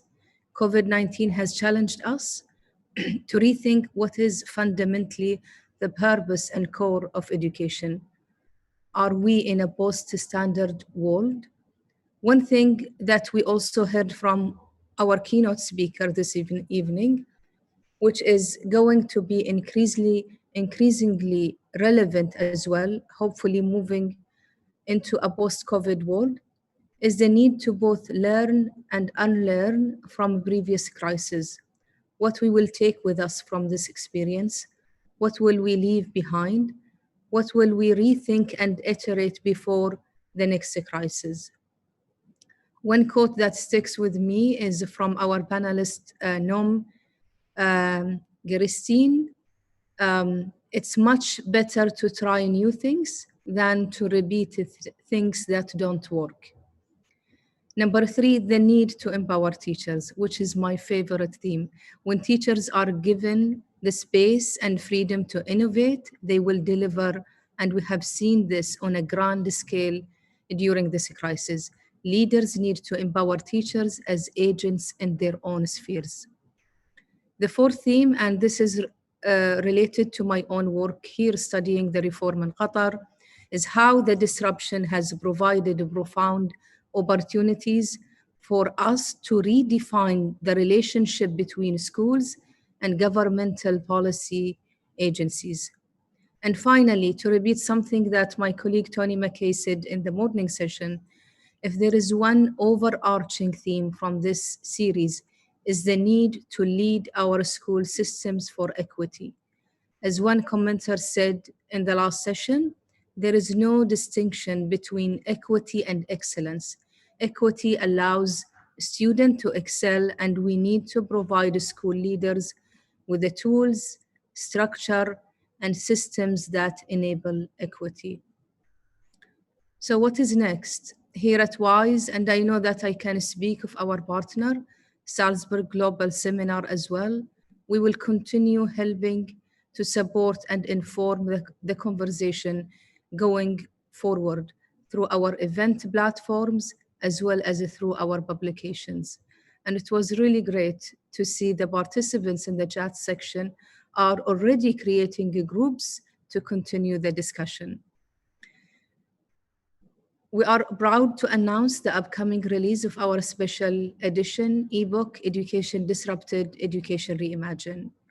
Thoughts and response from education's frontline during the COVID-19 pandemic and beyond, written over the course of the first 5 months of the COVID-19 pandemic. The book tells the education story during the crisis in real time through a collection of over 40 articles written by key stakeholders in education's frontline during the crisis, including from schools, NGOs, governments, and international organizations. The book will be officially launched at the UN Global Weeks, the UN Global Goals Week on September 29th. So please stay tuned for more information on our website and social media. As we close this series, it's also important for us as WISE community to put forward a plan for action of how we as an organization and a community for practice will continue to contribute to and inform education's Build Back Better narrative. The previous 2 events in this crisis focused more on the disruption itself and theories of change, including how we can use disruption to reimagine better educational systems for our learners and educators going forward. We hope that this event, through the leadership focus, particularly, really drives us into thinking about a theory of action, which will also be the primary focus of the strategic planning session for our educational leadership community of practice, the Agile Leaders of Learning Innovation Network, which will be held tomorrow. Practitioners, researchers, and policymakers will work together in finalizing the action plan that will guide all ends working group work going forward. Thank you all for joining us, and stay safe.